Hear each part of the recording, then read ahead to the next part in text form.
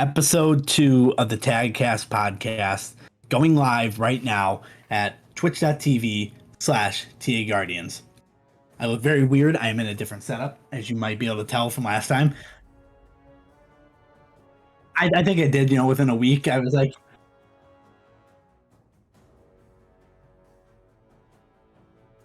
you might be onto something.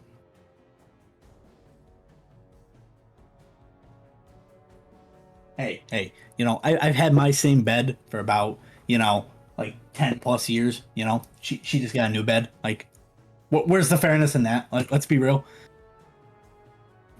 Look at the size. All right, sounds good. TAGcast Podcast is a proud entity of the Allied Guardians and are sponsored and partnered with Tower LFG and the Destiny Community Network. Wow, I feel like I know how to do this. Last time I spoke and I was fumbling all the words, and I was doing that verbatim through memory. So I was like, wow, it's like, have I ever streamed before? Am I ever been in a camera? And me and you talked a little bit about it after we were done, and we sat in Discord for. I think we played Devour that night too, or something. We did. We weren't trying, yeah, and then we won. We won our 2-man, because usually we do it with a team of 3. And but me and you talked a little bit about it before we started playing, and we were like, we're in a different environment and a different setup, so doing that was was kind of weird and strange, but.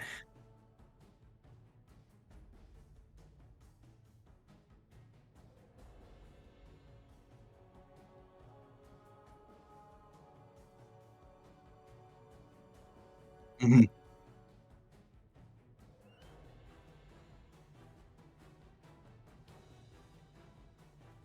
I agree. Yep.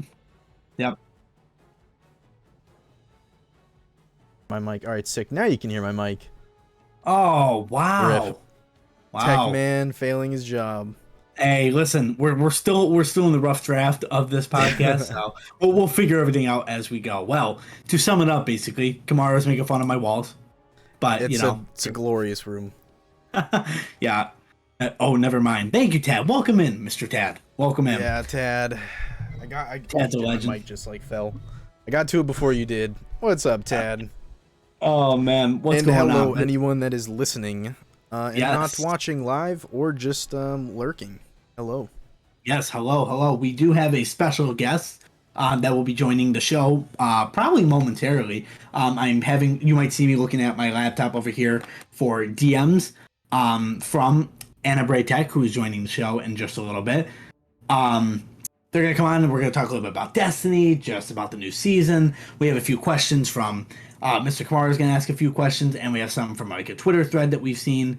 So we're going to definitely be, I gotta clear that out. So we're gonna be definitely kind of busy with that and just kind of reading the TWAB, doing what we did, talking a little bit about random things, and I'm very excited. But Mr. Kamara, why don't you start off with our little icebreaker that we do to warm up the stream and warm up us being in a different environment and just from a long day. Well, first of all, before we even do that, how was your day? That's what I want to know. How was your my day was very the same as every other day.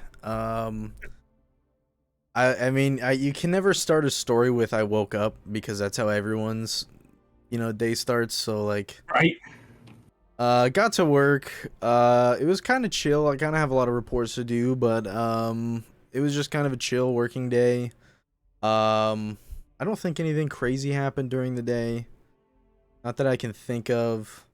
Yeah, I like talking about crazy stuff that happens during a day. It's a pretty boring day, to be honest. I'm just glad to be home and am in my rocking chair now. So you guys will see. Oh my god, I just bumped the table. You guys will see my ADHD rocking a lot. So nice. Well, hey, that's okay. It's what we got. How was your day?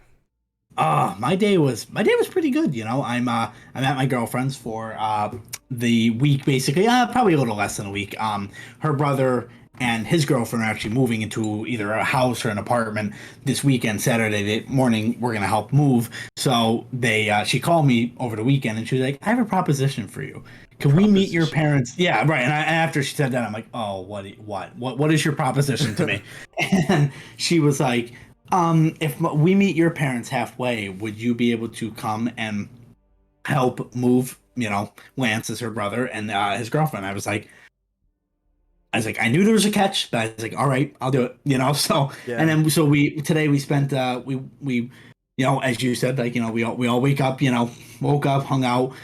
They got a new puppy about a few weeks ago, so I was playing with him. Puppy? It's a mix of like a poodle and a something else. I don't remember what the mix is. If I, and she's told me a few times, and I always forget what the mix is.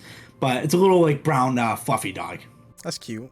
Oh yeah. I can't remember what the exact other part of the mix is, but very cute. So we were playing with him, and then we went to the mall to hang out. We got an Indian's pretzel. And then we did like a little pottery thing. I made myself a coffee mug, and she made a. Wait, is it the one that you paint, or are you like legitimate made pottery? Oh, so it's a what you paint, I should say. It's like still like things. Yeah. So she picked out like a thing where you could put money in, and I picked out a coffee mug. They had a little dog face and then his butt on the other side. Awesome. Yeah. So we did that. It takes about 2 weeks till it's processed, which isn't too bad, Dang, 2 weeks. Yeah. Well, wait, they don't process. Well, because they got to do everything. Especially, are they busy? They must be backed up. They have a lot of bags that were sitting by the main desk too. Jeez, because I think our local one is like a couple days, and like and if you don't come and pick it up, they don't. You gotta go pick that up. Yep. 2 weeks. That's nuts. Yep.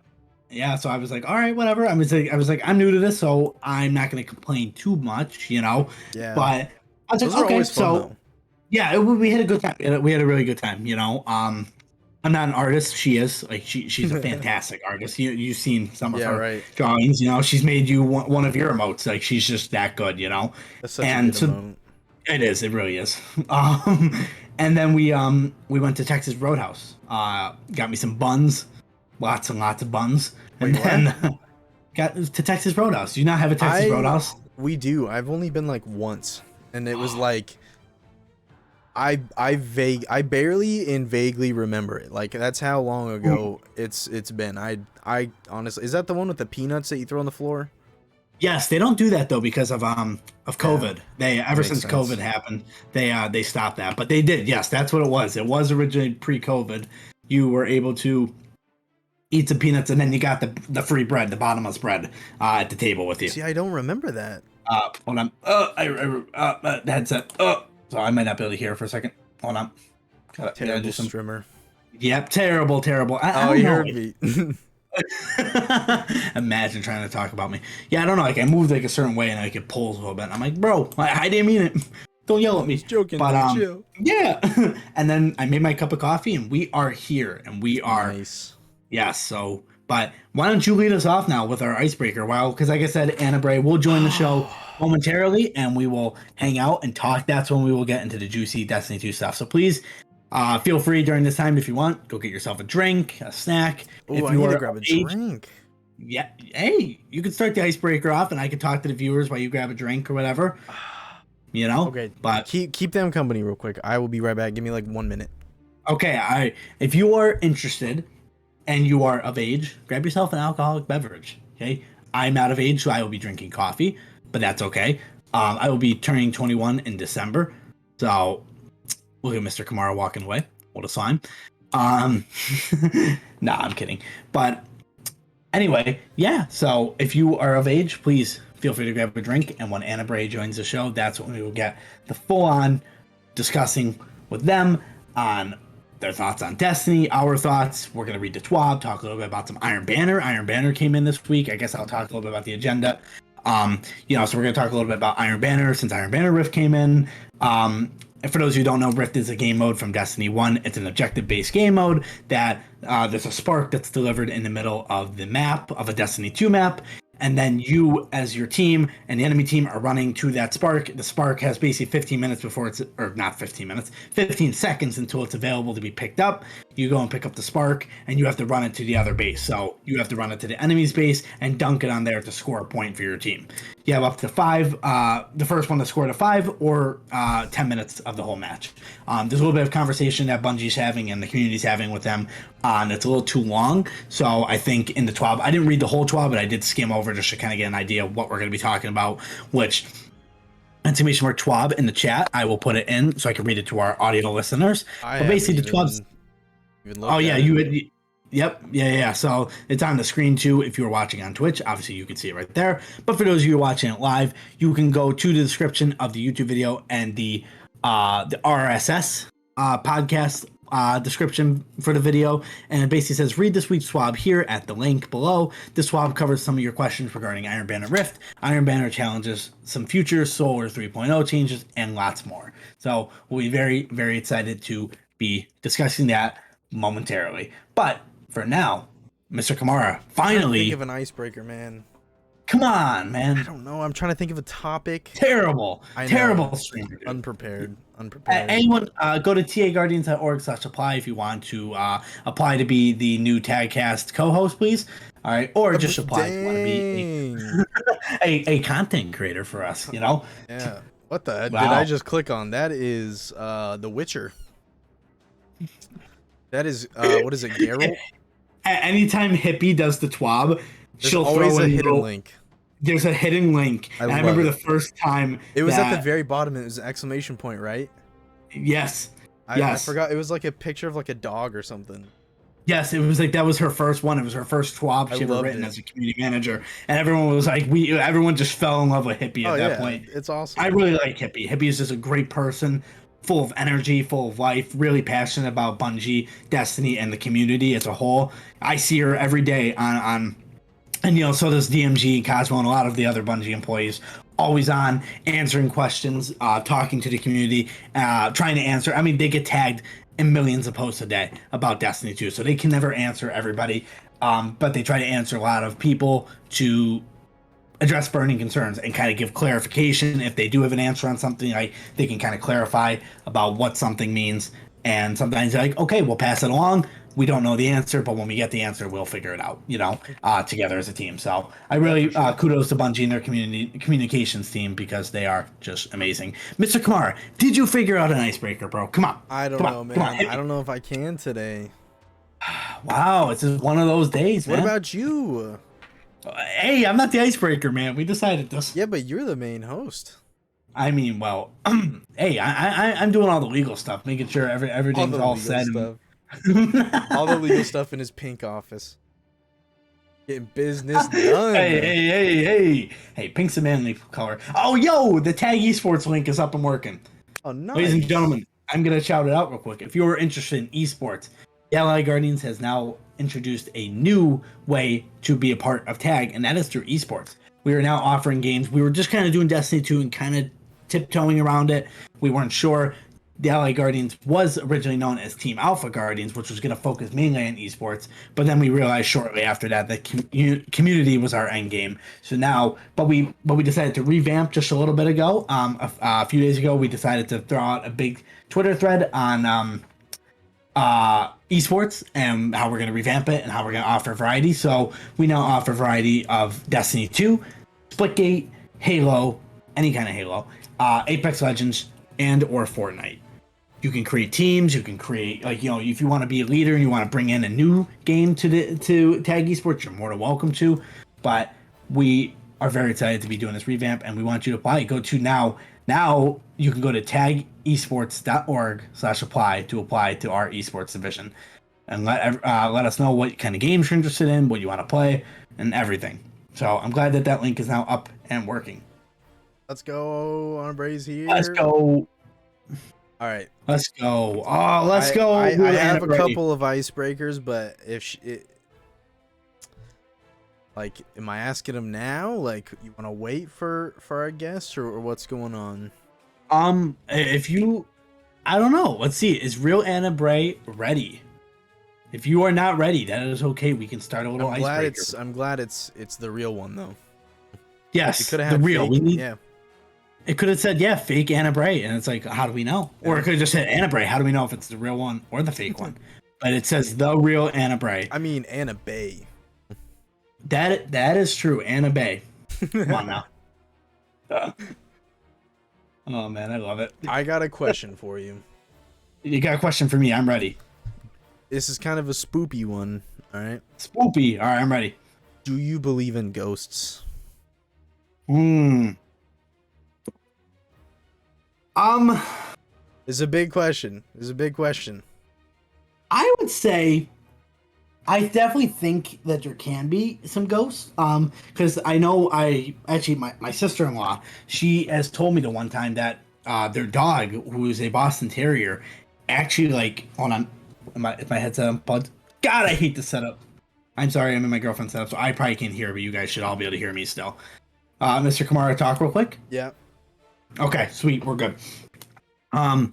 Anyway, she said the one day or the one night the dog stared out and just focused on something in the distance and in one of the rooms near an open door. Oh no. And she just focused and my sister-in-law my brother's in the National Guard and so he must have been at drill that weekend or he might have been away for his 2 weeks, so she was all alone with the dog and I don't think they had their baby at the time yet.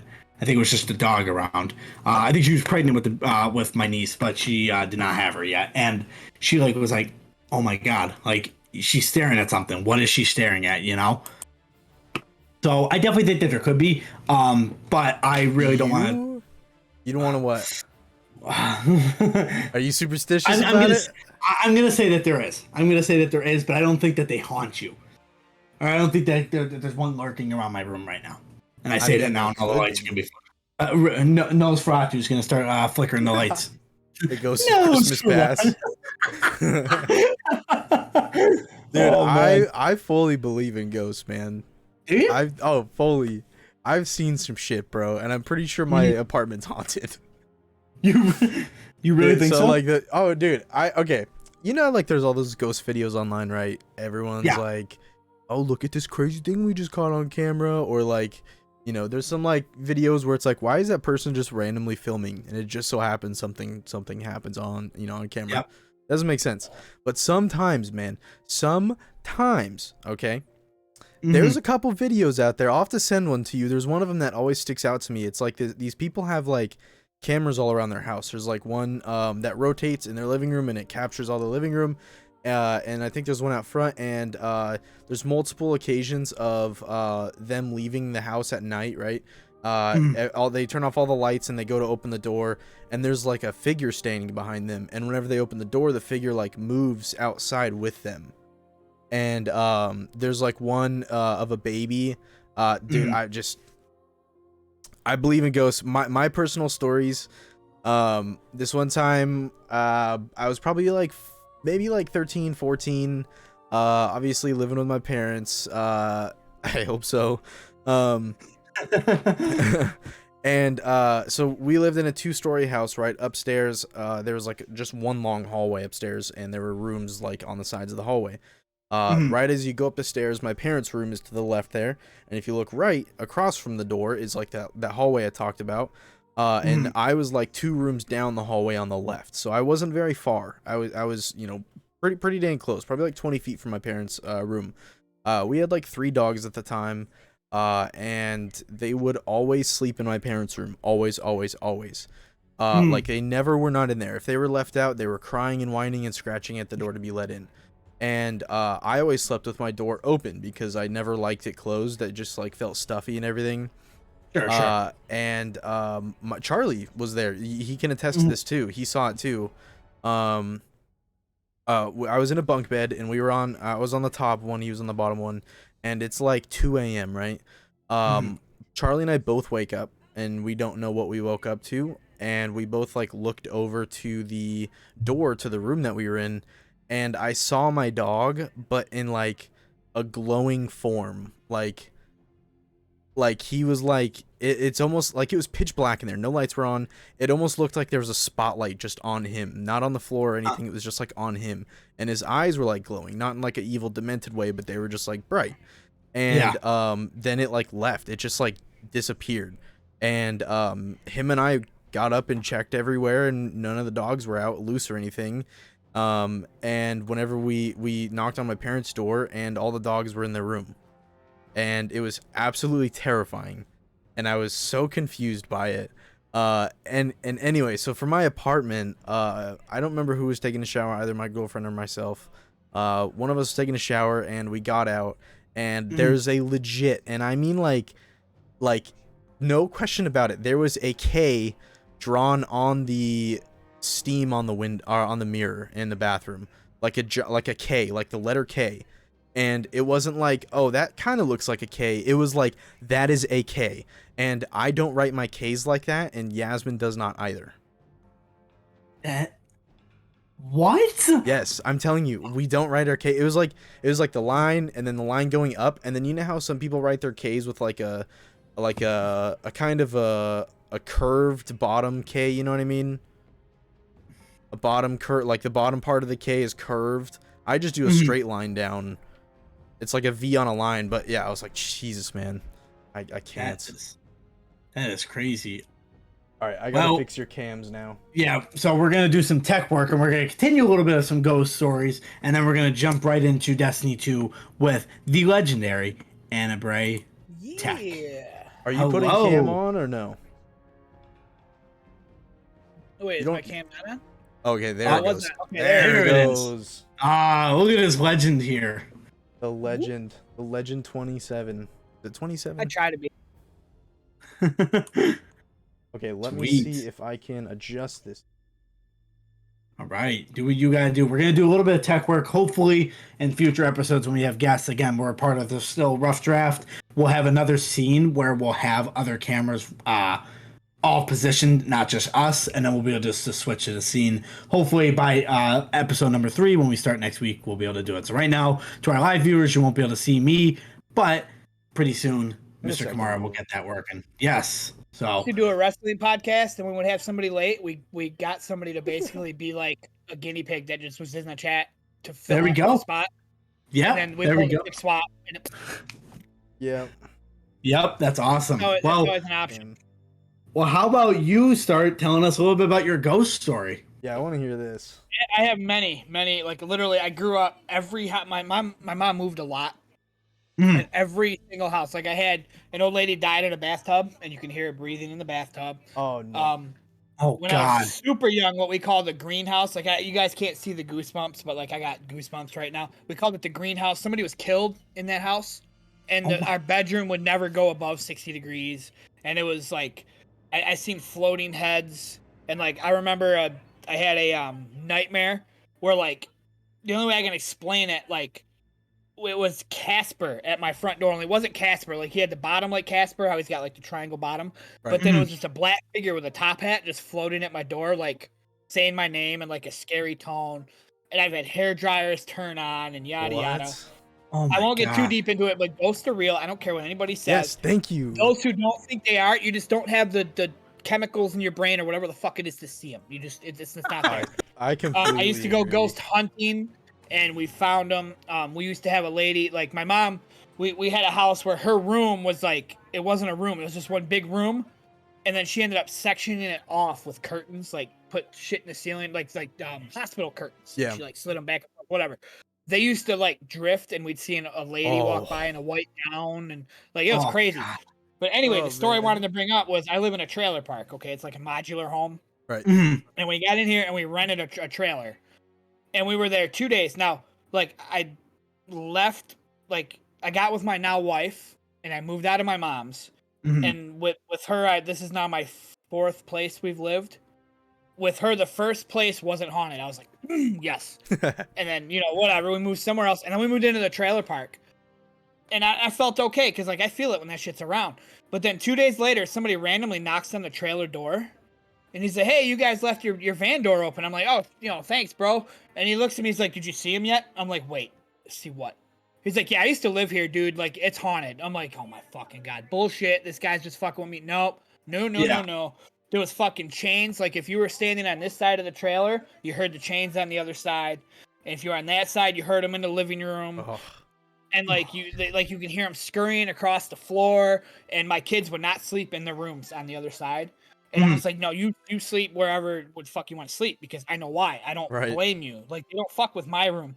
But like, my wife and I were having mommy and daddy time, and the door was closed, and we both heard running up to our door and pop, pop, pop on the door. We're like, oh shit, the kids are up. Nothing there.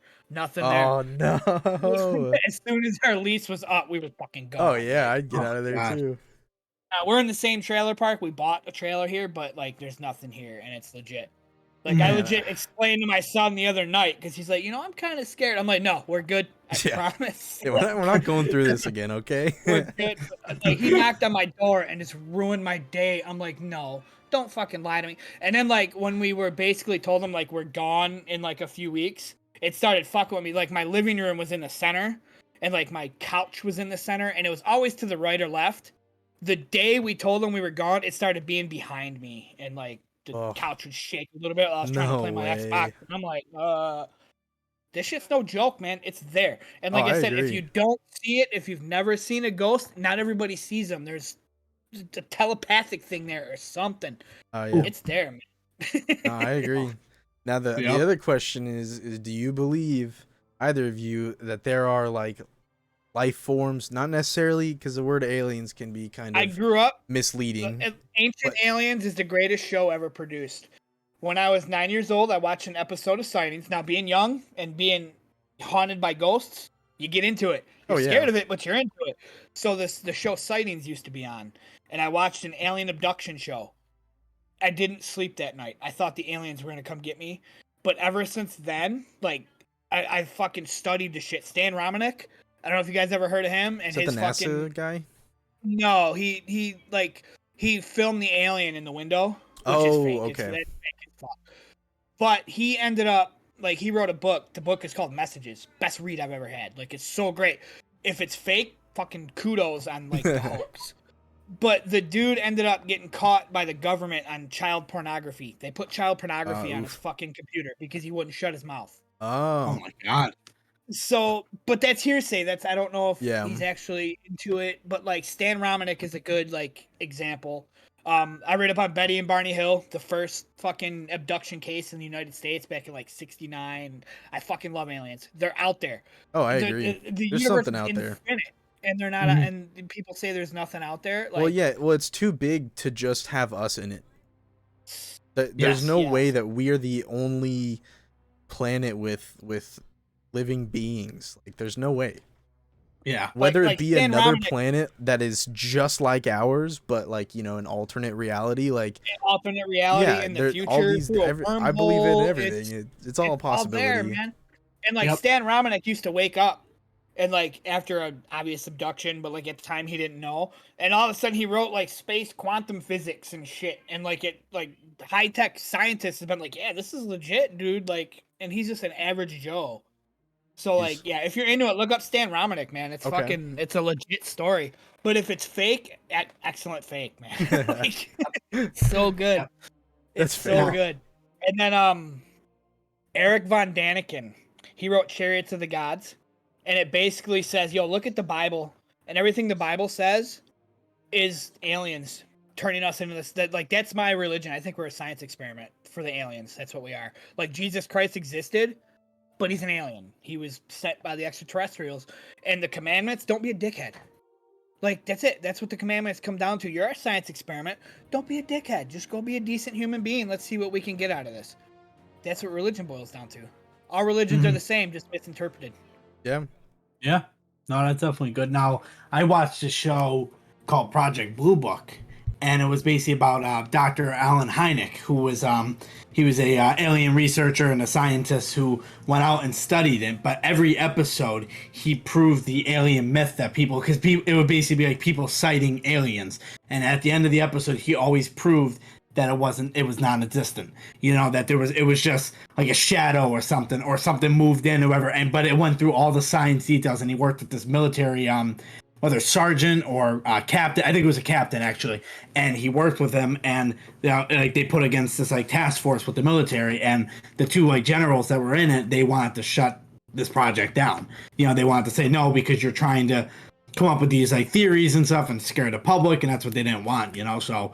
It's just crazy, some of the things that are out there, like it makes you think too, like, are we, like you said, are we a science experiment, or are we the only living things on this in the solar system? But as Mr. Kamara said, the solar system's too big for us to be the only ones, and I'm taking an astronomy class this summer, so and I'm learning a little bit about this, like, are we the only life form, you know, and there's no proof, obviously. So now it's up to you as an individual to interpret that, you know. I believe reptilians like live among us. Like I think they're working for the government. To be honest, like we're in cahoots. That's how we got some of the fucking World War II knowledge we got. Like it's all there. If you look into it, it's all there.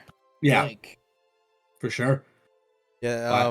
When I was in middle school, this was like kind of the start of me thinking about all this. When I was in middle school, our teacher on like the last day, we didn't have anything to do. We already took our test and everything, and so it was just kind of just like half a class of us just chilling, hanging out with everyone. And she goes, "Hey, you guys want to hear my alien story?" And I was like, everyone was like, "Sure." Like, what? And dude, she like something clicked in her fucking head, dude.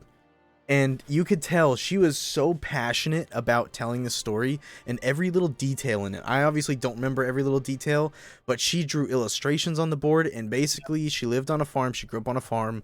It was a 2-story barn or like farmhouse that they lived in with a patio. Above the patio had that the awning, you know, with a little patio cover. They would sit up there and just hang out up there because what else is there to do on a farm, I guess. And so they were hanging out up there, and across the way they had their barn, their silos, and all that stuff. Anyway, they were chilling up there, and they said that they saw these lights come down near their barn and silos, and then it, like, she said, obviously not word for word, but it decloaked, right?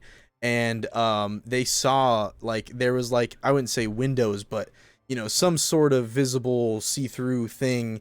And she said that she saw figures in them, and she drew them, and she drew the silos, and then they jumped down and ran over to it, and it left, but in its fleeing, it knocked over the entire silo. And she drew it all. She was like, this, all these details, and it's like, it's crazy for someone to make all of those details up. Right. There's something about it that is it's so believable. And if it, like you said, if it is fake, then kudos to her. She needs to be a dungeon master or some shit, because that's nuts. Yep. That's great. Yeah, it's way too much, like, to just make up on your own. But, well, all right. Well, I guess that was a great icebreaker of talking about some aliens and what we thought and stuff. So now, hours. Yeah. So good. Oh man, you'll have to create a video for us, and we'll have to watch it, you know, and hear your thoughts on everything. But well, now, tag friends, we now welcome AnaBrayTech, which we're going to call throughout, or we'll just call Anna throughout the show. So why don't you tell us a little bit about yourself? We know that you work with Tower LFG as their social media manager and stuff. So kind of just give it, you know, I mean, anything you want to share, you know, and then things that you don't want to share, you don't have to, you know, whatever. Yeah. Well, I ended up working with Tower LFG. Well, I ended up making, like, I always end up telling the story. I ended up making the Anna Bray account. I was sitting on my couch one day, and like, I was big into the parodies back in like Destiny 1. I wasn't like part of them or anything, but like Warmind came out, and I was just like, I wonder if there's an Anna Bray account. So like, I looked, and there was no Anna Bray accounts. I was like, screw it, why not? I made the Anna Bray account. My intention was to like tweet the Hybris sending an ogre and the Valkyrie is online. Like, that's it. I was legit, you know, every couple hours, you know, whatever. And then the Cryptarch retweeted me in like 10 minutes after making the account, and then the follow started boop, boop, boop, boop, boop, boop. I'm like, wait, okay, cool, you know, whatever.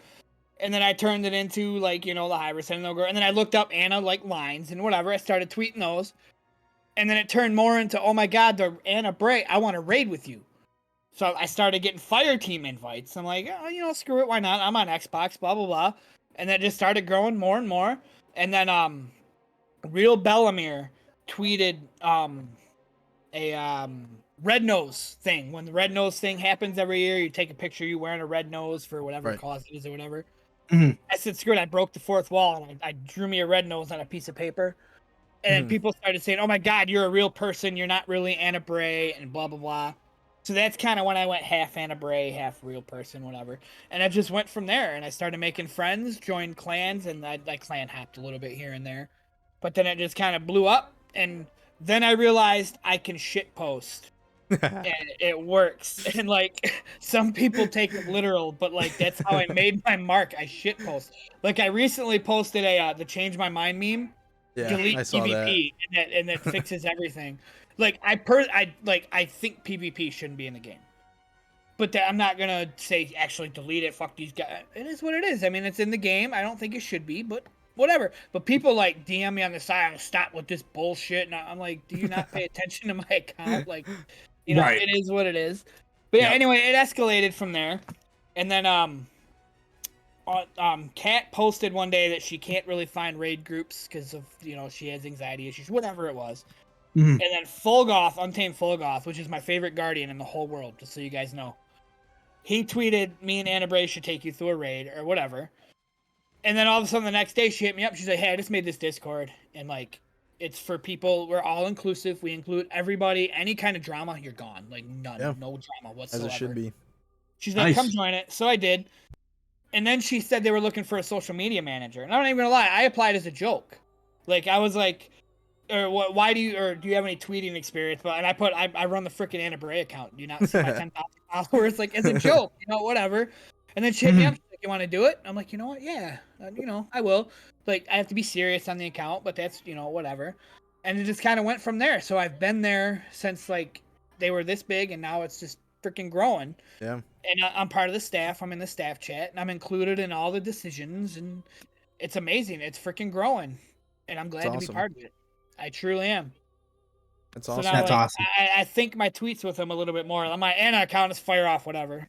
But, you gotta have fun on one side. It's like a mullet, Yep. Business in the front, party in the back. Yes, sir. Yep. That's basically what it is. Yeah, your AnaBray is the party in the back, and then your Tower LG is like present, engaging with the community, but being like somewhat serious and joking around, and then it's like delete PvP, who cares about it, which is awesome. Yeah.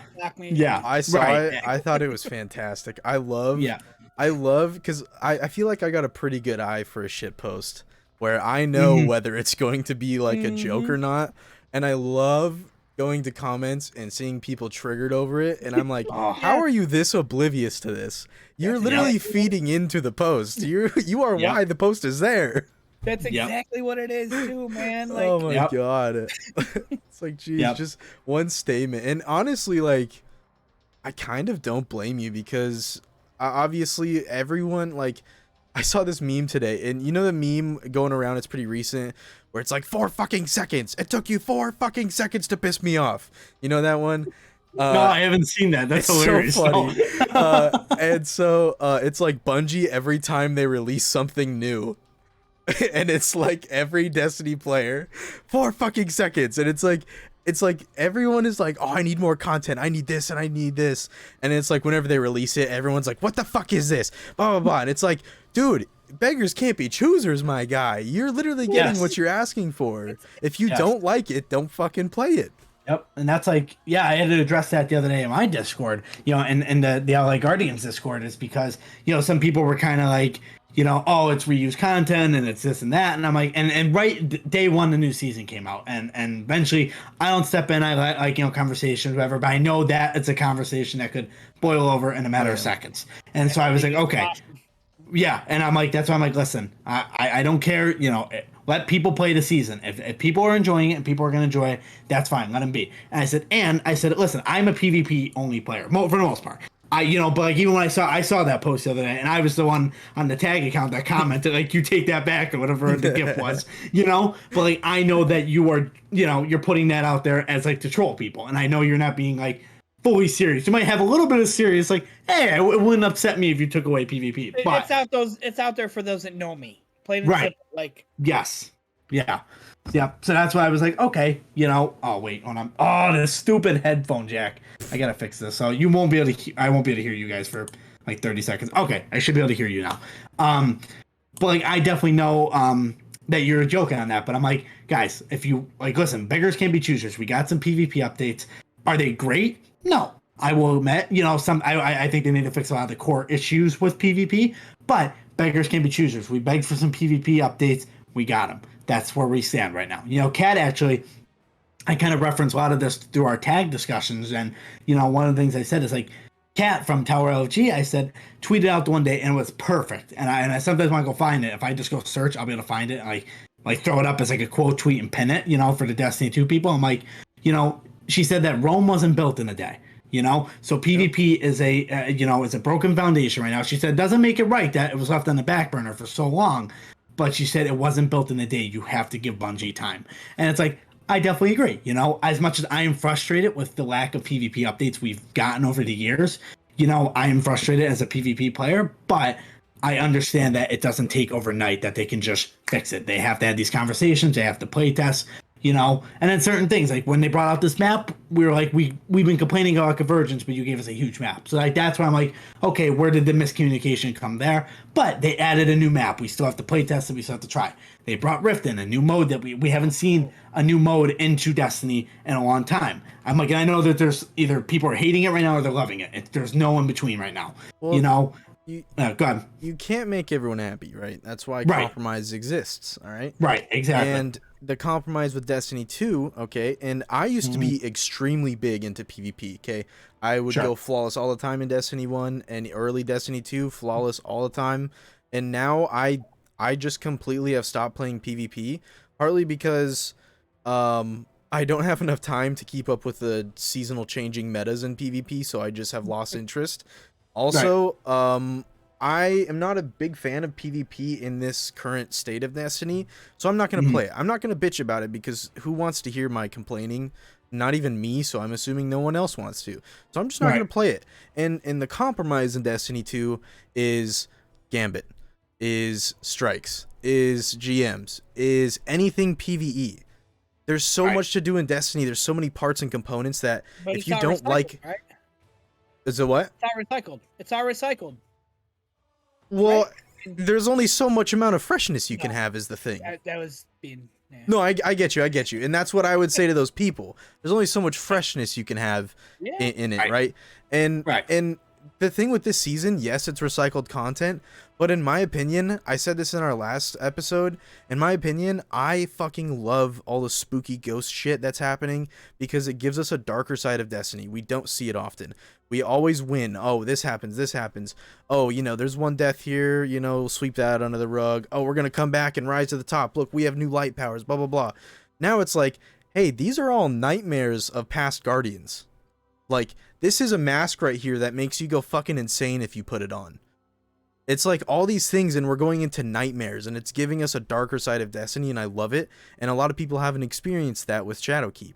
And even if you did, like I said, I really enjoyed Shadowkeep and all the ghosts and stuff, and the dark ambiance that is set around it, and it's back again, and I love it. And yes, it's recycled content, but also that recycled content is good recycled content.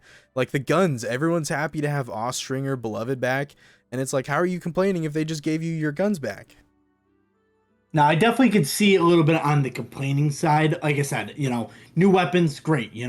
I understand a little bit because, again, sunsetting, I think was, and I've had this conversation in my chat a little bit with you, Kamara. I thought sunsetting was a great idea in theory, but you have these people who paid for this content, who have grinded out these weapons and have gotten the god tiers of these weapons, and then you took that away from them. And now you're reissuing them, and now people have to have a God Roll Beloved. Yes, they might be able to take down an Iron Banner and regular Crucible, but will be under low or power. They want to have their power up. I like showing that. I like showing what power I am all the time. And if I use a weapon, even if I'm going to use it for a game, I try to throw a 1550 into it, a blue 1550 that I'm either just going to delete or whatever. I like having myself. I earned my 1563 light, and I'd like to play at my 1563 light. Right, exactly. And I don't care what I'm doing. I want to be right. 1563. Yes, I totally agree with you, and so grinding for these weapons and then just taking them away, it's like, I understand the frustration, because Bungie is toying back and forth, at least from my perspective of seeing it, is they're like, they want to undo sunsetting, but they don't at the same time, so it's like, it's this back and forth, like, do we release all the weapons, so Mountaintops, Spare Rations, Luna's Howl Not Forgotten, or do we add them back in, the Leviathan weapons, do we add them back in as ways to go? So they're trying to experiment with, do we unsunset? How is this all going to work? So I definitely see the frustration, but again, Bungie's trying their best. They are. Some decisions I'm like, okay, where did you, where was this decision made? But others I'm like, oh, okay, I see where they're coming from on that. Doesn't mean I might not like it. And again, going back to PvP, I'll play PvP and I might give my critical feedback and I'm going to complain about it, but Let's be real. It's not a game that you love if you don't complain about it or yell about it. It really isn't. I yell at Destiny. I yell at PvP. That's just my opinion on it. Compassion. Right. It's because I'm passionate. I know that PvP can be better, but I'm not going to expect Bungie to wake up one morning and say, okay, PvP has just been revamped without even giving discussion. They have to go in, talk about it. Do I think Bungie maybe goes a little bit more on the PvE side to PvP? Yes, because I think that's what real fast. Yes. As much as it's been shit on, like, again, I will say I don't think PvP should have ever been in the game. But it is. Yeah. And here we are. More power to you guys. Right. As much as it's been shit on, I wouldn't put it past them to have a big ass update on the back burner. Oh, and then one day it's like, okay, shut the fuck up. Y'all got 7 new maps, 42 new stars, 15 new game modes, PvE players, shut the fuck up. Right. And I wouldn't put it past them either. You know, like, that's like, I would love that because, like, you know, it would shut us up. But even then, is it really shutting people up? I already got the tweet on the burner talking about what the fuck, all this PvP comment. Where's my PvE content? Yeah. Like, I'm just like, like, and even if they did do that, you're gonna still have people that are pissed. Yes. Like, Bungie is never going to win with PvP. Right. Yeah. And, like, again, you know, you're not like to me, the way I would, and again, I'm not a dev, so I don't understand a lot, and most of us don't understand what Bungie has to go through to make these things. You know, right? Yeah, like, you know, okay, take the content and be like, okay, you know, make PvP worthwhile, make it where it doesn't feel like a $10,000 tourney, and that you have to sweat your balls off. You know, make it feel like it's rewarding to play, and make it where it becomes a thriving player base. You know, give different modes, new maps, and some new weapons for us to try, and just, again, skill-based matchmaking turned off, you know? Because I feel like it is on there. That's, I think, why. Again, I don't know I know some people know it a little bit more than others. I'm one that doesn't really know if it is on or if it isn't. Some people believe it is. Some people either way, so I will never know. Right. I'll never know. Yeah, I'm the same way. I'm a PvE sweat lord, so I don't really know much about PvP. Right. Like, where I'm kind of like, okay, I'll, like, you know, that's why I like, you know, the combination me and Kamara bring on the show is like, because he'll kind of give insights on some PvE stuff and I'll bring some insights on PvP and we'll talk a little bit. And that's like how we have a nice combination of discussion on here. You know, but I just think, you know, I think they could really definitely do a lot more of PvP but again, you're never going to make the community happy. And especially I've been seeing ever since this season, and you know, one of a big streamer I mentioned a little bit, him, and again, I really admire him and as a person and as a streamer, Grenader Jake, he tweeted out the other day and said, like, you know, I love the Destiny community, but seriously, the past few days and recently, the Destiny community has just been shitting on everything that Bungie is doing and shitting on everything, that Destiny is bringing out, and it's like, these people are working hard. They're working, like, they're human. They are not perfect, you know? And I think the gaming, and especially, like, even, like, on streamers, like, I see all the time in Twitch chats, like, giving streamers shit for stuff. And it's like,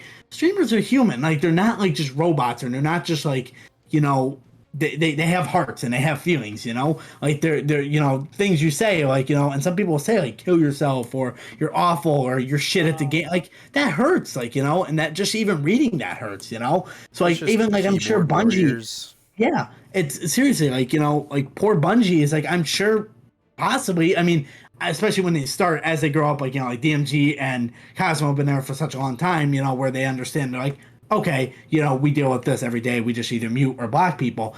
But, like, for maybe Hippie, who might have started out and got, like, all upset, you know, because, oh, you're showing us something. Oh, ew. Is that an ant?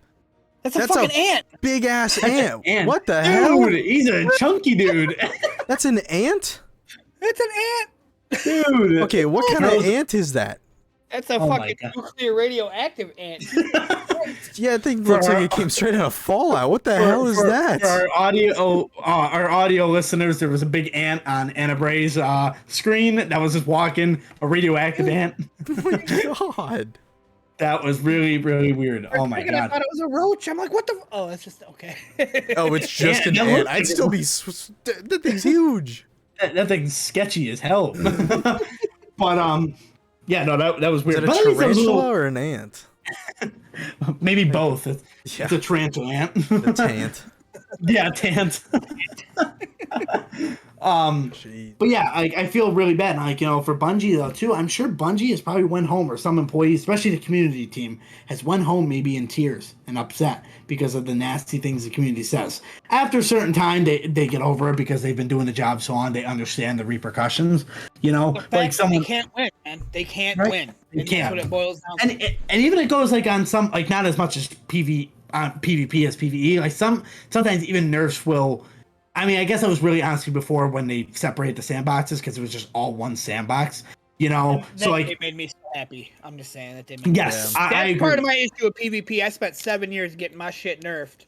Yes, because of Guys PvP. couldn't use it right. Yeah, right. I definitely agree. So PvP main, I was like, there needs to be a separation of the sandboxes because I said as much as that I'm not that person, even though I play mainly PvP. I'm not that person that says it's a PvP only game, or vice versa. There are people that says it's a PvE only game. Like you stated your opinion, like I don't think it should have brought into the game, but here we are. I'm not going to say delete it. It's not for you, and that's cool. I like that. I like that answer. You got to throw it out there though, just real fast because Church of Caboose. Yes. We did. I ain't gonna lie, I forgot what the fuck. We plan on doing trials. Okay. And just for some reason, I was like, I wanted some fucking trials. Who wants to do trials? Let's go. And we were getting fucking dunked on. And he was like, let's go do comp. I had a fucking blast. Oh my god, I had so much fun doing comp. I'm like, let's go. Like, yeah, all the sweats are in trials. Yeah, I mean, that must have been it. Like, I mean, no, because like, I don't care if I lose. Like. Right, I'm just there to have fun. My issue with PvP is like I have anxiety, and I just want the match to be over. I don't want it to be here. I just want it to fucking be over. I don't want it to be done. But what's funny is I actually tweeted a couple times. I can play Call of Duty for hours. Throw me in team deathmatch, and I'm set. I'm fucking. Let's grind. Let's go. But Crucible, I just don't know, man. I just want it to be over. Like, they haven't done it in ages, but when they used to force me in, there's like, here's a quest, but you gotta go kill 30 Guardians. It was the worst time in my Destiny. I don't want to be forced to be here. Right. If I'm gonna be in PvP, like the time with Caboose, like, I had a fucking blast. I wasn't chasing nothing. Right. It was nice to go into PvP and not know you have a reason to be in PvP. Right. It's because you're like, I want to go play PvP. I want to change it up. I've done a lot of the quests. I'm waiting until a reset. I just want to go mess around and see if I can have a good time. Yes. And then if not, you're like, okay, I'll go play another game or I'll do another activity in Destiny. Yes. And that's what it is. It's like, if you're not enjoying the game, that's fine. One, stop shitting on other people who are trying to enjoy the game. Yeah. Stop shitting on Bungie because you're not happy with an update. Bungie has a lot to, Bungie has, they're a live action game. It's never going to be perfect. And Bungie, they're going to constantly have to push out updates to fix it. And even if Bungie probably goes to another game, which, in possibly 2 to 3 years, we're probably going to see at least another Bungie game come out. Like hiring people for another project and shit like that. Yeah. They're moving on to other IPs. Yeah. Like, one of the thoughts is possibly a film, like in the film industry they're going to head to. And I think rumor has that, it hasn't been confirmed by Bungie, a game called Matter, which I believe is going to be a PvP only game if they're following with that. That was like early development. Hang out there. I would. Like, they're just gonna delete it and move it all to that game. And I would totally be okay with that. Formerly Destiny 2 Crucible. Matter. Parentheses Crucible. Right. Like, I would totally love that. And I would still play Destiny because I love Bungie and I love Destiny, the game. I love PvE. I have a blast. Like, come on, we'll go into strikes or raids and I'll like die constantly and you'll just make fun of me and we laugh as we do it, or like I'll suck at the jumping puzzles and you'll throw a sword at me and like throw me off the map, and like I just have a great time playing PvE. It's the thing of like, it's like why I don't like raiding with LFG people. I am there to have fun. Okay, right. I could give two shits if I finish it or not. Whatever we're doing, right. If we're going trying to go flawless, I don't care if we go flawless. If we're doing the raid, I don't care if we don't finish tonight. I'm just here to have fun. I'm just here to enjoy the people around me, and that's all I need. Right. I don't need people getting mad if I don't need people getting mad if there's a mistake, like any of that. And Anna, like you said earlier about how you could play Call of Duty, right, for hours on end and grind it and you're not going to have an issue. I talked about this just before we went live with Jake, and I said I don't like playing Destiny PvP because I'm in the same boat as you. I get nervous and I just want the game to be over. And yeah, I'll be having fun, but I still don't want to be doing the game. You know what I mean? And I was telling him, like, anytime it comes to like Battlefield 2042, I'll hop on there, just have a fun time. I might get, like, you know, stomped, but I'm having a blast, and I'm enjoying every second of the match. And I think my reasoning behind it is I am not relying on abilities. I'm not relying on things that can like one-shot people. Like, this is a game about actual, like, gun skill. Right. And That's exactly what it is. Yeah. Also, I'm listening. I'm fighting with a fucking nuclear ant on my desk right now. Oh no, dude! Oh no, not He again. heard you He's talking back. smack, dude. He heard you. He's like, "What'd you say about me?" He's like, "Come here, boy." Yeah, that's exactly what it is. I agree 100%. I want to shoot my gun and get you, Right. and that's it. That's it. That's just, I don't want I to just space need it to be float. simple. That's why Right. Call of Duty freaking was it Advanced Warfare where they introduced the floaties and the supers? Yeah, That's no why I boots on the failed. ground. Yeah, that's why I failed. You were trying to be Destiny, and don't nobody want to be Destiny if they're playing Call of Duty. Yeah, Yeah. exactly. Like, Motherfucker, he's on my yeah. look. He's on my microphone. Look at Oh him go. God. Okay, he's He a looks little smaller. smaller. Yeah. Yeah, on he the looks wall, he smaller. looks fucking massive. He was like this big boy. Oh Wait, God. does he bite? Ooh, that's a good question. Figure it out. Get Let's away figure from it my out. fingers. Watch out! What if he just came through the camera? Yeah, he looks he's massive on the fucking through my wall. keyboard. He really did. He looks like a beetle or something. Jeez. Oh man. Fuck, he's Man, in my it's awesome. keyboard. Yeah. Oh no, he's stuck in there forever. He's got a new home. Yep. He's Now like, he's- oh, look at Now this. he's got I'm now all he's got a warm. rave room in there. Turn that on Move my RGB and keyboard just flash forward. it. Taking all the keys off. Make sure Yep. you life fucking There'd be a whole family of them under there. Yeah, for real. That's a mama. Oh, there he is. He popped out. Get off my keyboard. Ah, I got him off. Oh man. All right, man. I gotta get a paper towel. I'll be right back. Yeah, no, you're good. Yeah, no worries. We'll continue the conversation. But like, you know, the gunplay too. Like, you know, going back to that, like the gunplay in Destiny 2 is fabulous. Like the gun, like, you know, just shooting the weapons and the amount of like again, I like last word. You know, I know everyone's like, oh, control. Like I play on controller. Oh, I'm a controller crush, and it's like no, that's not My it. thing Like, is why is it a problem to play something that's in the game? right? Exactly. Why can't? what- And it doesn't matter if you're using mouse or keyboard. It's literally an option. It's not like I'm cheating. Okay, I Right. could be cheating. I could be Right, shooting I through could be- walls and be invisible. Right. I could be fly hacking and have But infinite instead, heavy. Like, you're you know? bitching about a controller. Last word. Right. And I'm like, okay, you know, but I ghost a lot of shots. Like I'll say on stream when I miss like a bunch of shots and I feel like, or they're hitting, and I'm like, oh, yep.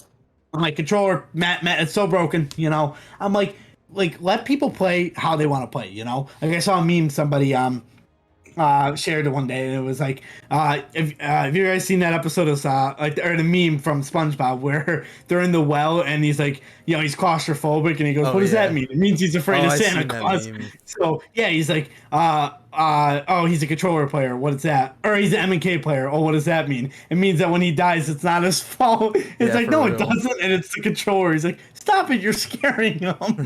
It's like, honestly, it's like, you know, yeah, like I could be fly hacking, I could be doing all that. It's like, Yeah. I'm playing on a controller, like, Yeah. you know, I'm like, playing who how cares? it's intended to be played.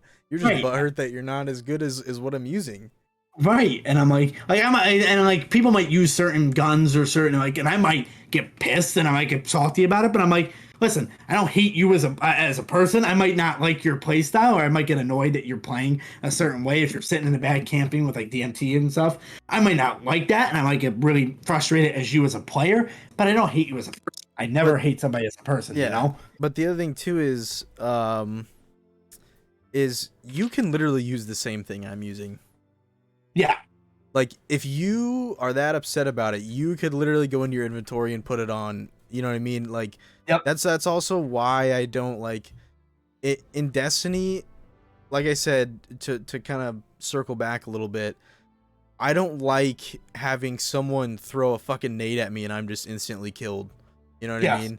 I don't like Right. having someone just shoulder charge me and I'm instantly dead. When all someone Right. has to do is press one button. Wherein, like I Yeah. said, Battlefield, dude, in order to get a single tap, like just insta kill, you have to Yeah. hit a headshot with precision. You know what I mean? Right. It's not Yep. just something where I can walk next to someone and press a fucking button and everyone's dead. Right. It's like what? and I And I in know, those games, there's like kill streaks, right? There's rewards Yeah. that do those things. You have to work to Right. get those things. yeah, and like I just don't understand too, because like Destiny 2 when it first launched, I don't know if you guys were there when Destiny 2 first launched, so you remember the double primary meta, like so there wasn't special ammo problems. Abilities didn't one hit. The community complained about that and wanted more abilities, wanted more special ammo and stuff like that. And now their Bungie's going sort of a little backwards. And in Crucible, I've been seeing more people play with double primaries because of the special ammo nerf and like the flinch nerf on like snipers, whatever. And I'm like, it boggles my mind. Like I'm one that wasn't opposed to a double primary system. I actually did not mind it. I think if the time to kill was changed in D2 when it launched, I probably would have enjoyed it. I did not mind running an SMG auto rifle. I did not. I had fun. I thought the time to kill was a little too long to do that, and to like make it work. But I actually enjoyed it, yeah.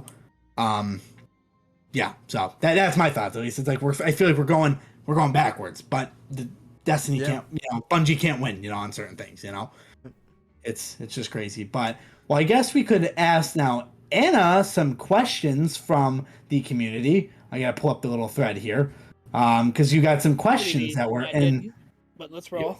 All right. Improv. Here we go. Well, if you looked at the TAGcast pin tweet, you would have saw all the questions. Yeah, come on, dude. Yeah, do your homework. I failed you. All right, though. YOLO Improv is the way to go. So this is from Leaky Dot, who is actually a part of TAG. I was thinking of it. I remember like a couple were like, ask him on the show. I don't remember what they were though, but it's okay because my opinion is the same as now as it was then, so I'm okay.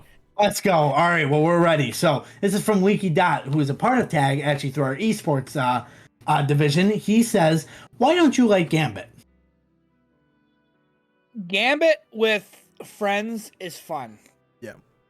I was in the Tower LG. It was maybe a week ago, to however long ago it was.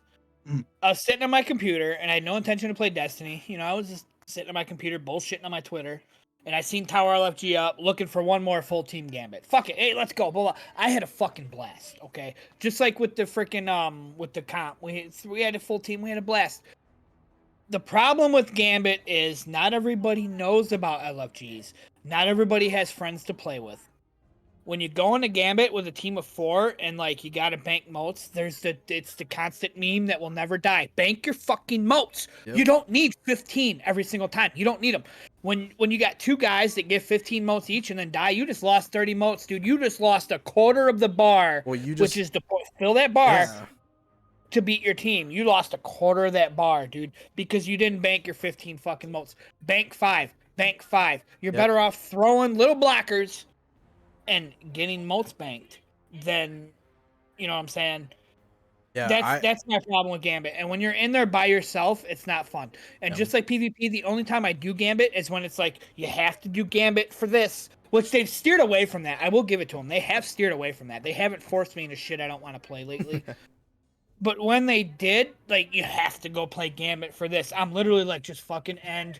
It's like, kill so many bad guys to do this. Meanwhile, everybody's supering them all, and I'm sitting here fighting for fucking kills. Like, just let me play 5 Gambit matches. Okay, cool. We met happy in the middle. Cool.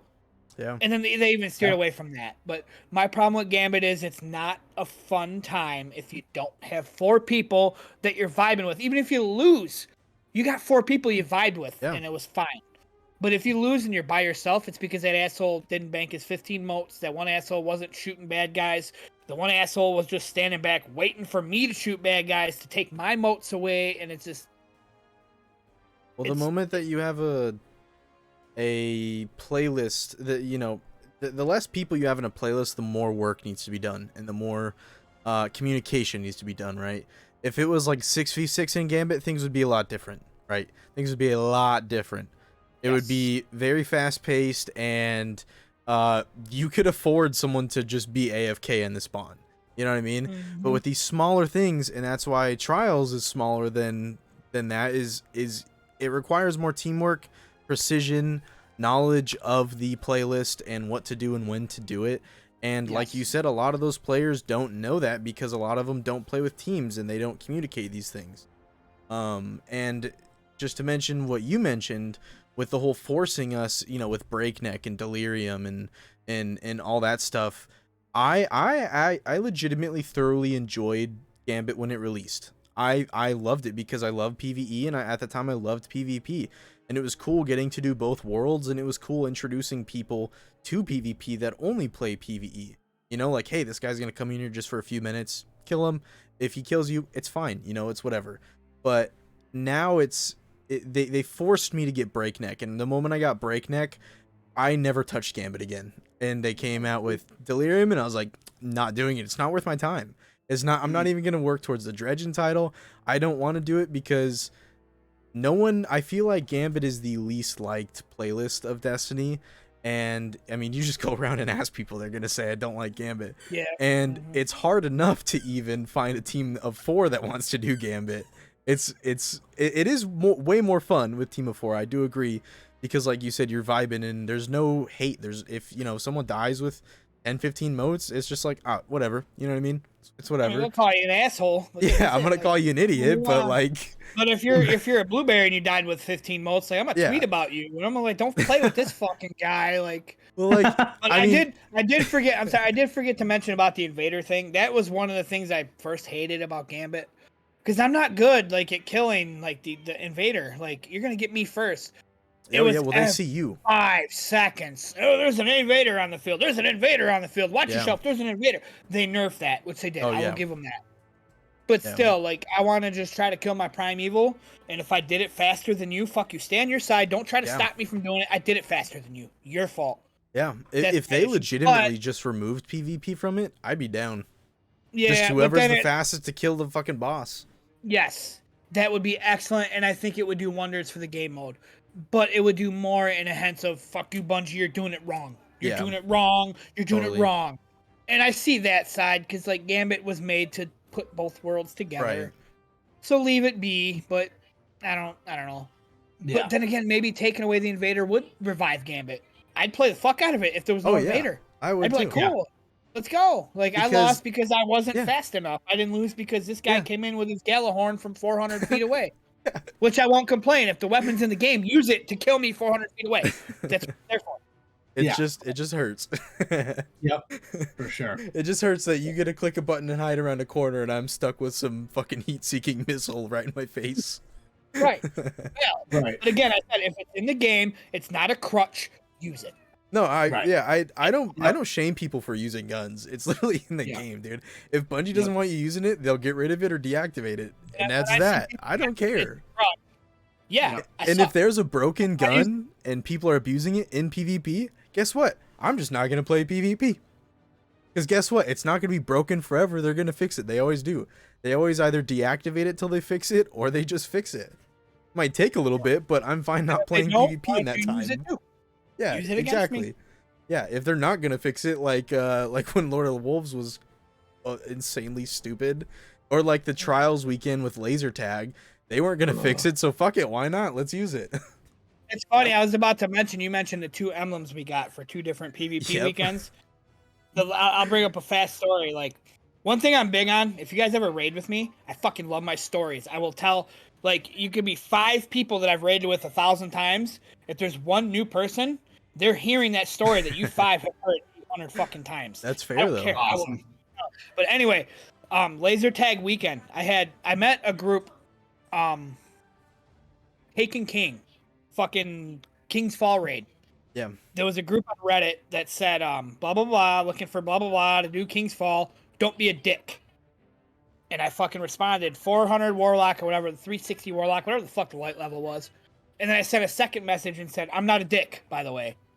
And they brought me in. They were like, just so you know, we picked somebody over you. But because you took the time to send a second message to, like, show that you're not a dick, here you are. So, you know, whatever.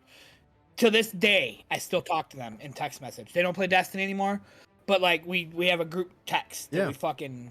Oh, I've got people that I've met. They live in Colorado, and I've never met them. I'm in meme chats with them and group chats on social media, and we still talk. But we don't play. I haven't played with them in years, but we still talk. There's a lot of great people you can meet through Destiny. It's just there's also a lot of shitty people. Yes, there is. That's why like we fucking vibed. And there's actually I'm a big fucking Detroit Lions fan. and the Lions played on Monday Night Football one night, and they were like, "Yo, Kings Fall." I'm like, "Yo, like fucking Lions on Monday Night Football, dude." Sorry, like, and they found a LFG guy that night that was on our level. He's in the group chat. There's 7 of us because I fucking watched football, and they found him, and he's fucking on our level. Anyway, we fucking used to raid, and then Rise of Iron came out. They kind of fell off, yada yada. Destiny 2 came out, and they fucking jumped back on, and then they kind of slowly fell off. But anyway, the point of me bringing them up with is I was in laser tag weekend with 2 of them. And I'll never forget the moment I was talking to Alan and stopped mid-sentence when I was like, what in the actual fuck just ended my life in 0.25 seconds? A laser beam, bitch. What the fuck? So I got the emblem because obviously I played that weekend. But then Lord of Wolves, I don't remember getting that emblem. Like I have the emblem on my Xbox. I don't have them on my PC. It should be fucking. Do you not have cross-platform? I do, but my Xbox, I registered it as the main one for some reason. Oh, okay. Yeah, so I also had the refer a friend emote or the yeah I have the refer a friend not the emote but the title, the emblem, the fucking the ornament for the whatever sniper it was. And I'm so mad that I don't have it on my PC. It's only on my Xbox. It's unfortunate. That's such a dope emblem too. Rip. Rest in peace. Yeah. But all right, I guess I don't remember doing Lord of Wolves weekend. That was the point of my story. Like I don't remember doing Lord of Wolves weekend. This is one of them weekends that happened to. Let's do this one PvP match for the month. Yeah, the but yeah, that laser tag weekend, like I'll never forget. Incredible. Stop mid-sentence, like bro. What in the actual happened to me? Well, so I heard about laser tag weekend and I was like, okay, this is like even playing grounds. If everyone's using the same gun, this is even playing grounds, and no one's using abilities because of the time to kill on this thing. So yeah. But one thing I do remember about that weekend was the one time the Destiny community was allowed to bitch. Bungie swore up and down for 5 years they couldn't change what Xur was selling. Then all of a sudden, he's selling Prometheus lens. Yeah. Bullshit, Bungie, liar. Well, I think it's because it was so overpowered, they had to allow everyone to gain access to it. Yeah, they definitely had to. But you kind of, like you said you couldn't do that, and then you did that. Yeah. That was one of the most fun times I've had in Trials that weekend. Just because, like I said, it was level playing ground. Everyone was having fun. If you lost, it's like whatever. He hit me first in a matter of 0.1 There's no way I can counter that. Yeah. There's nothing you could do if they hit you first. You're fucked. Like it's over. Yeah. Man. It was no radar too, wasn't it? If I can remember. I don't remember. They had no radar trials. I think that was when trials. I think that was that for first. Yeah, but I think then. Maybe it wasn't, but it was on that map because that map it was on the whatever that map is Radiant Cliffs. Do you know what I would give so much up for? What? Spooky Trials. Oh, I would love it with if the they spiders and the screams and everything. That was man, amazing. Oh, that was so I fun. would love that. They did Trials just for that. Yeah, if they did that like every once in a while, they just did it, and then just do it on Halloween. Right, on Halloween. That's your Halloween special for Trials. Like, they did it once, and then they never did it again. I was like, why? People actually liked it. Just tone down this. That's another big conversation. Yeah, that they should really implement. I don't know why. Like, just give a lot of events for Destiny. Just a lot of different events that people can go do. You know? Like, you brought in these events, and I don't know, again, I don't know if they have the resources. You know, because they don't have those teams too. So maybe those teams, the different encoding that they were able to get a Sparrow Racing thing in. They also have different maps, but they haven't made Gambit maps, and they haven't made new PvP maps really. Honestly, besides this, the new one we got last week. But I'm like, they'll make a new Strike map. But I'm like, but again, I know that they don't have a big PvP team yet. Hopefully, with the Sony partnership, yes. I want to plug real fast. Tomorrow night, Sparrow Racing League tournament. We need 8 more racers, 7 more racers.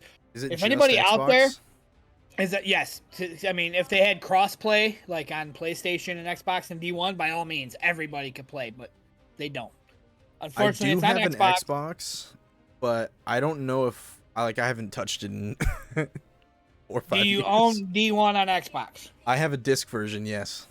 Because we, if I'm not mistaken, everybody owns Sparrow Racing League in a private match. Okay. And 2 of the maps are free.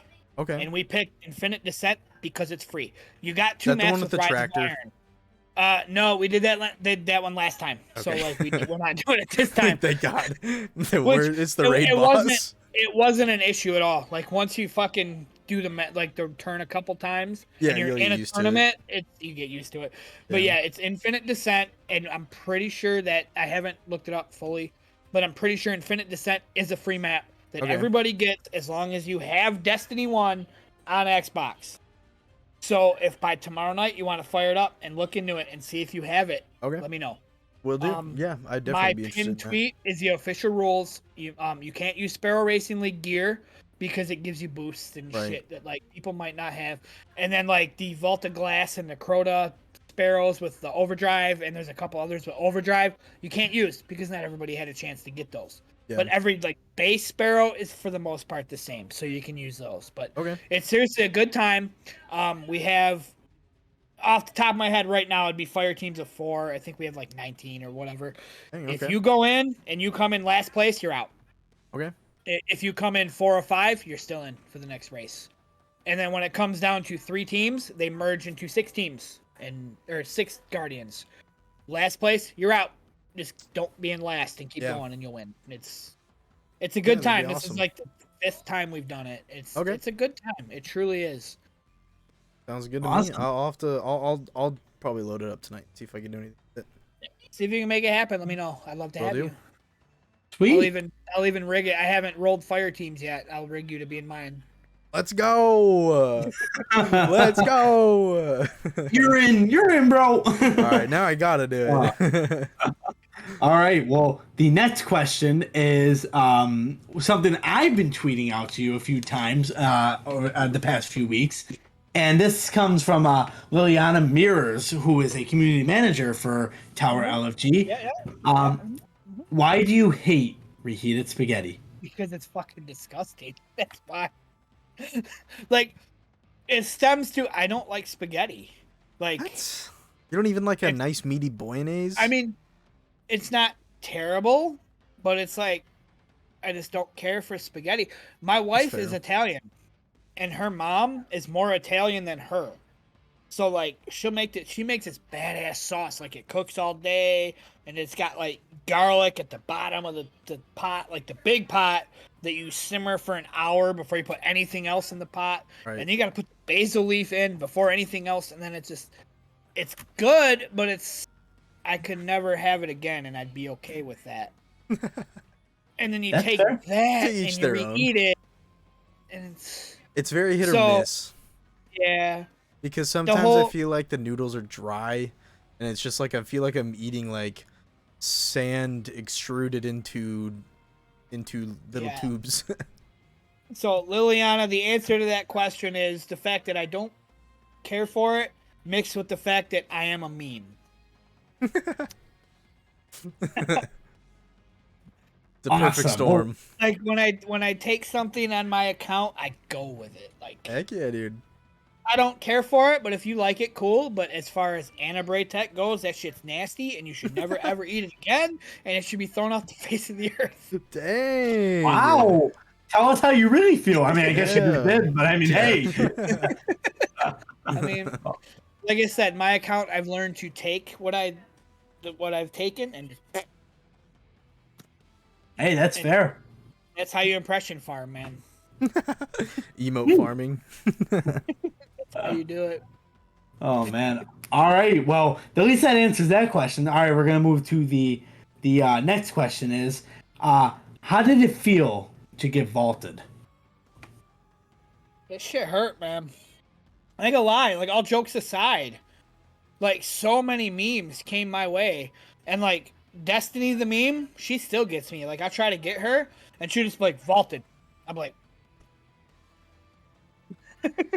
Wow. Destiny meme too is hilarious on Twitter. If Yeah. you all don't go, it's DTM the meme, I believe, or DTM something. But if you just type in Destiny_ the meme. yes, She's an excellent account, and like she gets me every single time. Like anything I say, she's just like, "You're vaulted." I'm just like, so like your opinion doesn't matter. But for real though, it hurt, man. I was like, but at the same time, I use it to this day. Like I'll joke and be like, "You don't know who I am. You're not real." Like the real ones know that the Hive are sending an ogre, and like whatever. The real ones did escalation protocol while I was all like, "Yo, Rasputin's talking in dubstep," whatever.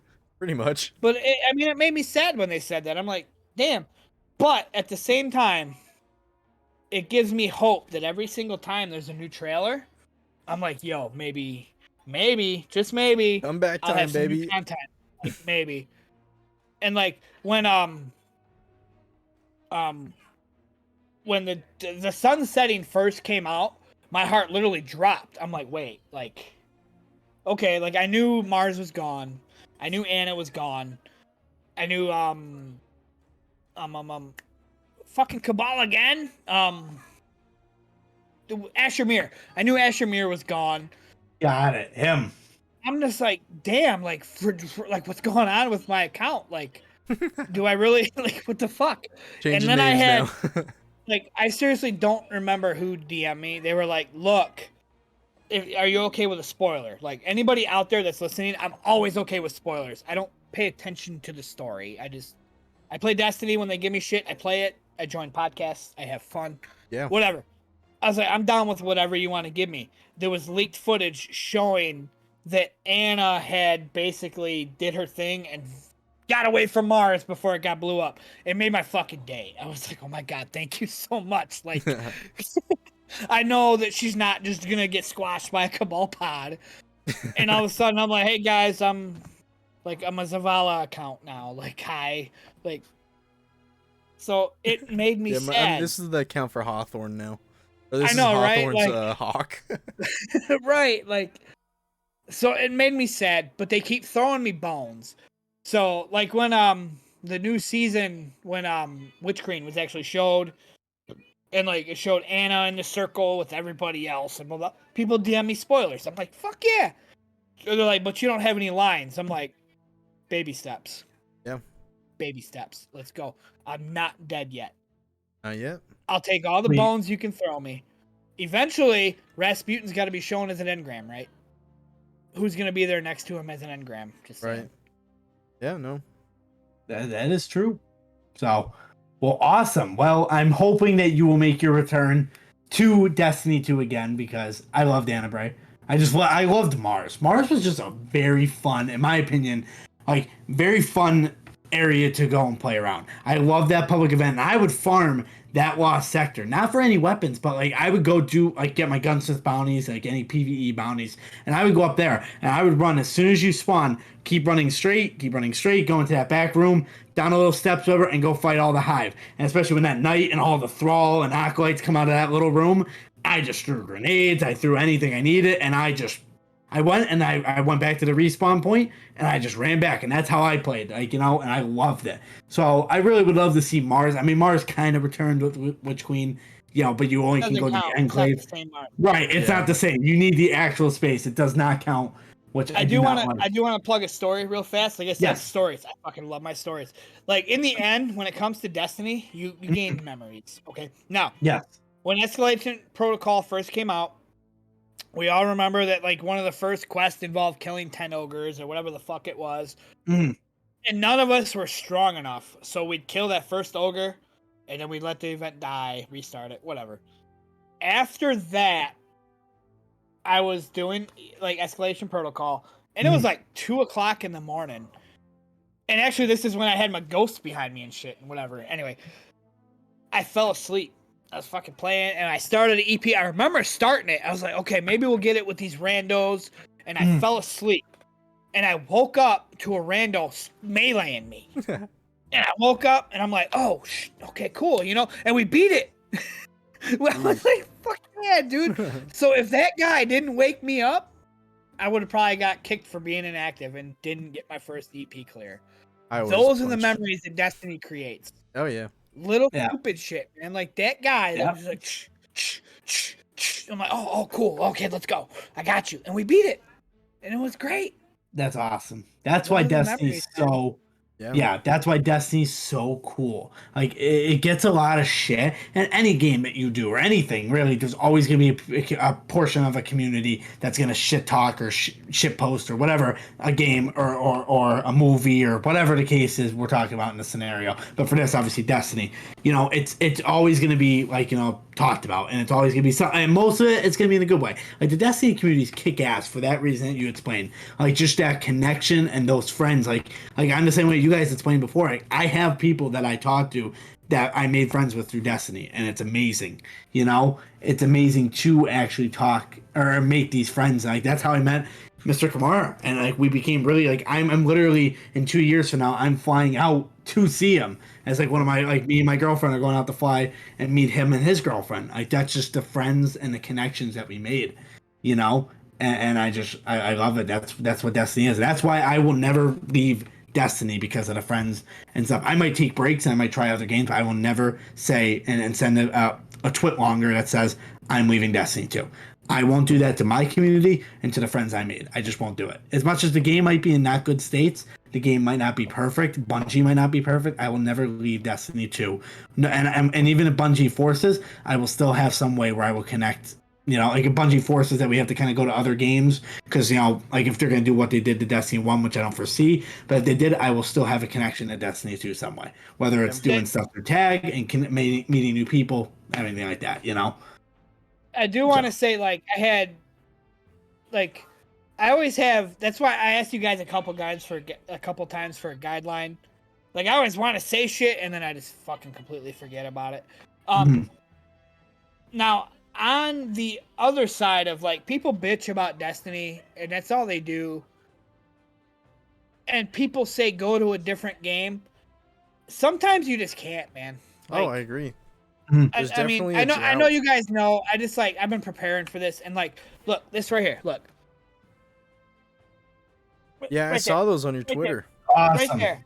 Okay. Yep. Sometimes you're just invested, man, and you can't give up 7 years of your life. So I will see that side of everybody that just fucking complains about everything. I will see that side. But at the same time, they're trying.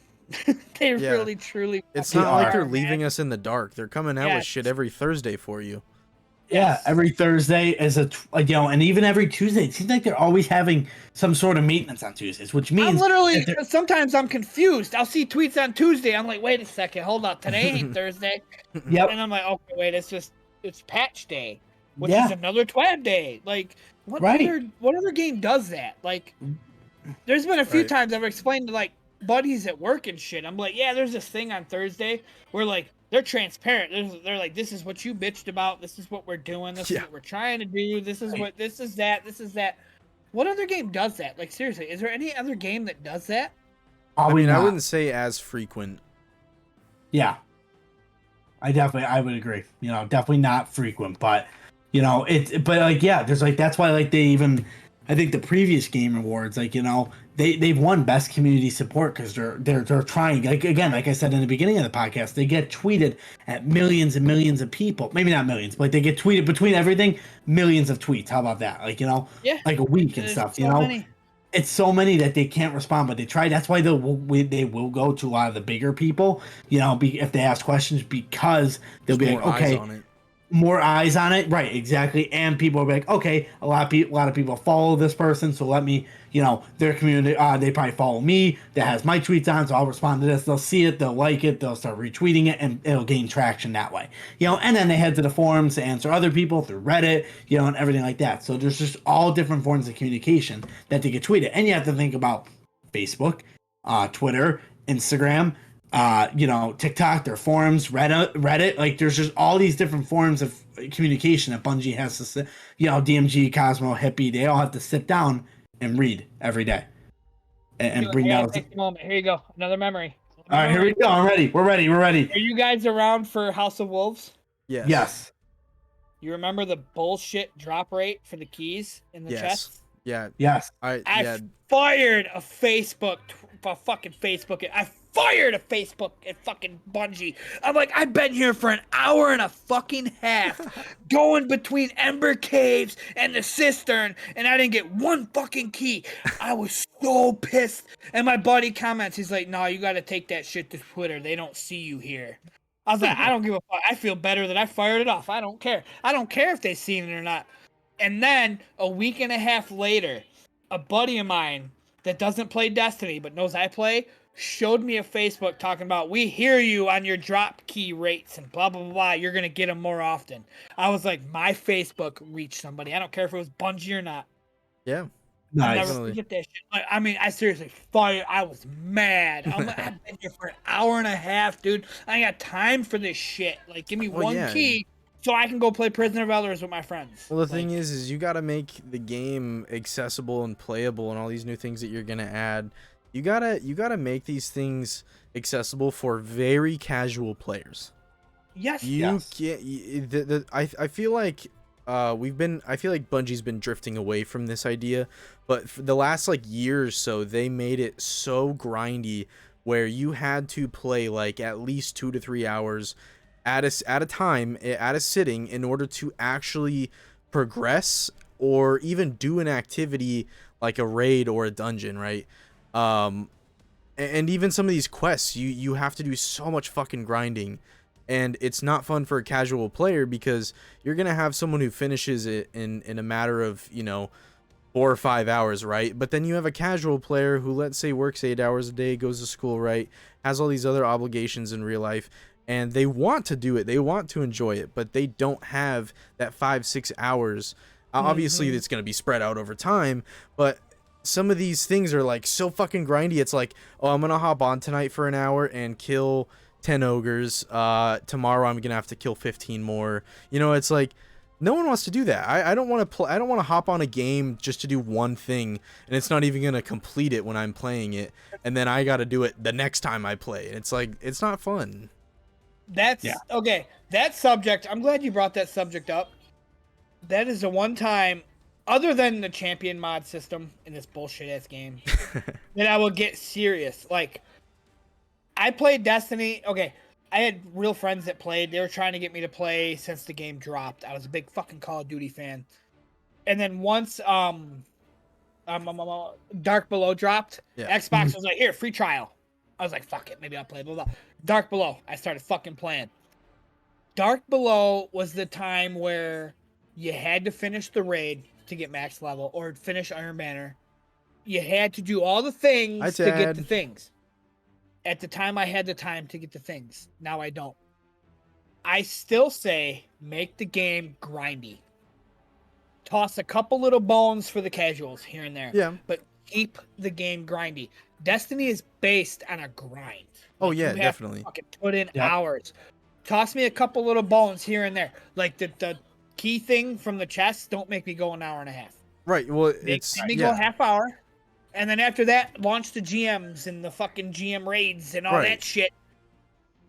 Yeah. That's a subject I've always wanted to touch on. Like, keep it fucking, make me have to do a bunch of things, but keep me in mind. Right, like, I'm a fucking casual. I play like twice a week if I'm lucky. Yeah. Well, and I hope I kind of emphasize this, but like you just said, I love all the grindy shit, right? All the kind of obviously this game, you're gonna blow through the story, and it's not like a really long story. It's a really great story, but it is short lived, and that's why we have all of this end game content, right? And a lot of it, I agree, should be grindy because you just got done with the story. But like you said, and how I feel is in the last a year or two ago, I feel like the majority of it was really grindy shit. And now they've kind of, like you said, throw a little, a few bones here and there. Here's some cool activities that you could do, like the cool story weekly missions that you can go grind and all that stuff. They give you these options that you could do to earn rewards, good rewards, just from like 30-40 minutes of you going and doing something. And I think they, like I said, they're definitely straying away from just the grindy shit, and they're having more casual playlists and activities for you to do. So I think they're getting closer to the mark on that aspect. Yes. That's valid. That's Yep. valid. I agree. Yeah, like you said, and I like, keep you in mind, like, Right. like, and that's another way that I said again in the beginning is that they can't win because people complain, and I get it because again, I'm a casual, I'm a full-time college student, I'm a college student first before a gamer. As much as I love Destiny and I wish I could play it a lot more, I sometimes can't. I sometimes cannot log on, and I will miss weekly resets and weekly challenges that I could do to maybe get an emblem or whatever the case is, but I'm like, they can't win because it's like, if they make it too grindy, people can be like, oh, I can't do anything. But then if they don't make it and it's like, okay, you finish everything, it's like, what do I do? It's like, oh, there's not enough to do in Destiny. Right. It's like, where can they win? And that's another thing. Like, I feel really bad. It's like, there's such a heavy formula that I feel Bungie cannot win sometimes. And it's a tug of war battle that they're constantly losing. And that's unfair to them. It's really not fair that they lose that battle. But as a live game, you're as we said, you're never gonna please everybody, and that's what it comes down to.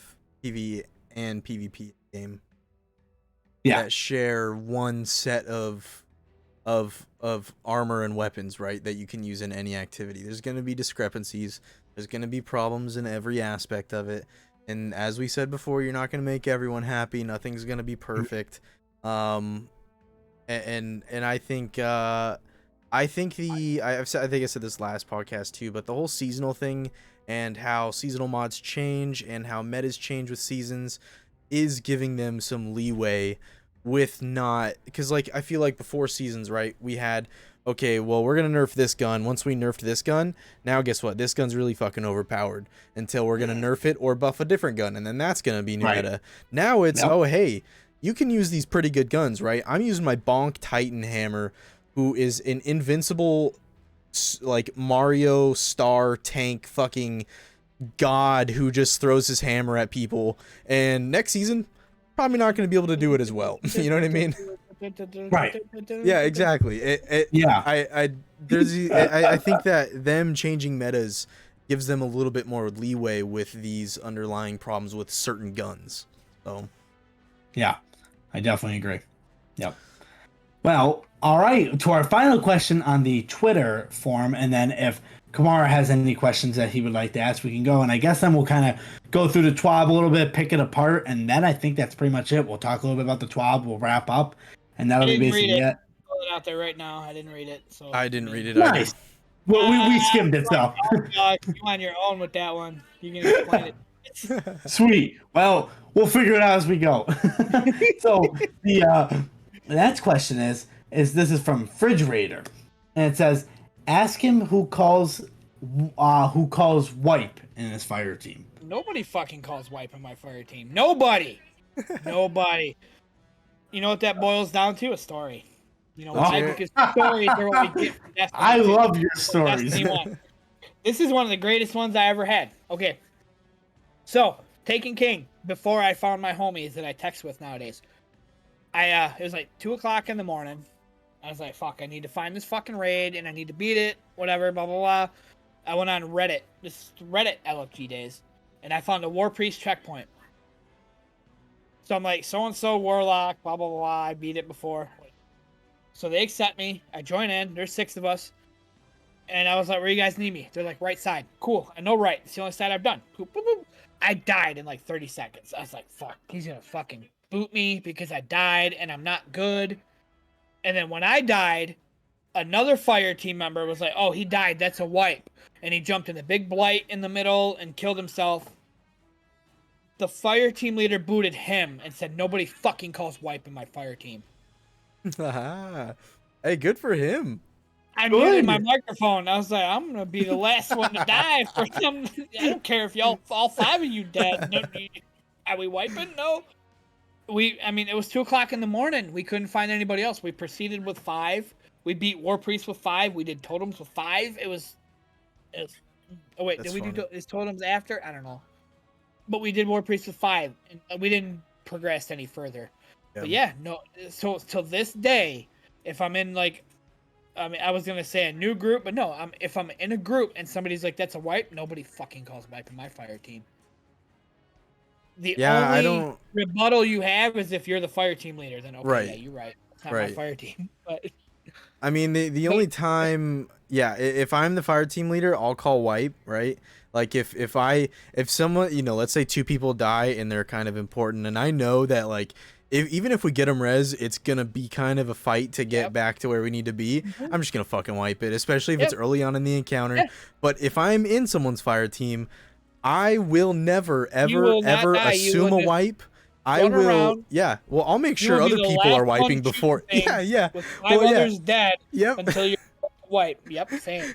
That's I hate it. Because the worst case is one person says wipe and everyone's like, wait, no, and then everyone like just starts jumping and it's like, well, now it's a fucking wipe. Y'all fucked up. Y'all did wrong. You did wrong. Nobody calls wipe. I mean, good for you and good for that guy. I think that's some wise words to live by. He was kind of a dick though, so it was half and half. I mean, like, it's just it's the unspoken rules, right? My fire team. You're the only one around at 2:00 in the morning, bro. So okay. There was another time that was real super fast. Have you guys ever did Golgoroth challenge? Yep. Where you called numbers, right? You called numbers. Yeah. Okay, right? You called numbers, both of you? Yeah. We were in agreement. We joined this fucking kid's LFG, and he was like, you just shoot it when it's your turn. And we were like, okay, what numbers? He's like, just shoot it when it's your turn. We're not taking numbers. I'm like, how do you know? He's like, you'll just know when it's your turn. Okay, so we take numbers to know. No, you just trying to make it there more was complicated. Like literally like 3 minutes of silence, and then all of a sudden so and so left the fire team, so and so left the fire team, and then I got a message, and then all of a sudden we beat it, minus that one kid. It's hilarious. Like little stupid shit, man. Well, like, people just try to do things dude. like their own way, and it's just like if you do it the way it's intended, it'll all go smooth and fine and fast, and no need to add any complicated shit, man. No, just shoot it when it's your turn. Okay, how do I know when it's my turn? I take a number.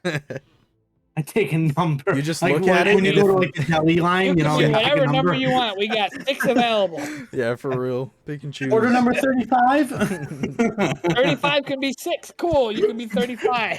Oh wait, you want 28? 28 before 30. Go ahead and do a little extra math to make you happy. But I mean, there you go.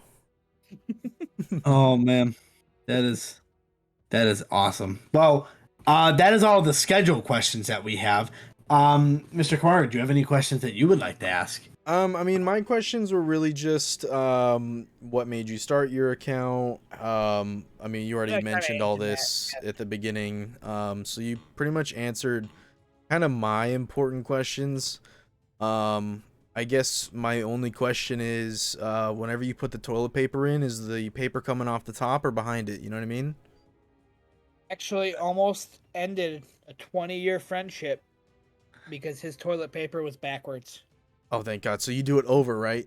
You do it over. How do you do it thank backwards? God. Well, yeah, what am I going to... Am I fondling the toilet paper behind? Like, what... I'm trying to... You know what I mean? Jeez. Thank you for answering that correctly. For 20 years, and like his toilet paper was backwards, and I kind of stared at it for a second. I'm like, it seems like it's hiding from me, you know? Like, no, you did it wrong. No, I think you answered really all my questions. You seem like a great guy, and I'm glad that you were able to join us. And I hope that we run some dungeons and raids with you soon, man. Yeah, I'll definitely be down. Yeah, sounds good. Yeah, I've been kind of under the weather the last week, so I just gotcha. Gotcha. Well, at least you feeling better? Oh, I woke up today. I'm like, good. Let's roll. That's what I like. Guys, that's the best feeling when you're just getting over being sick and like you wake up. Oh, I'm ready. I feel myself. I'm ready. I'm not 100% there, but I'm maybe like 89, 90% there. You know, you're sick and then you hit that.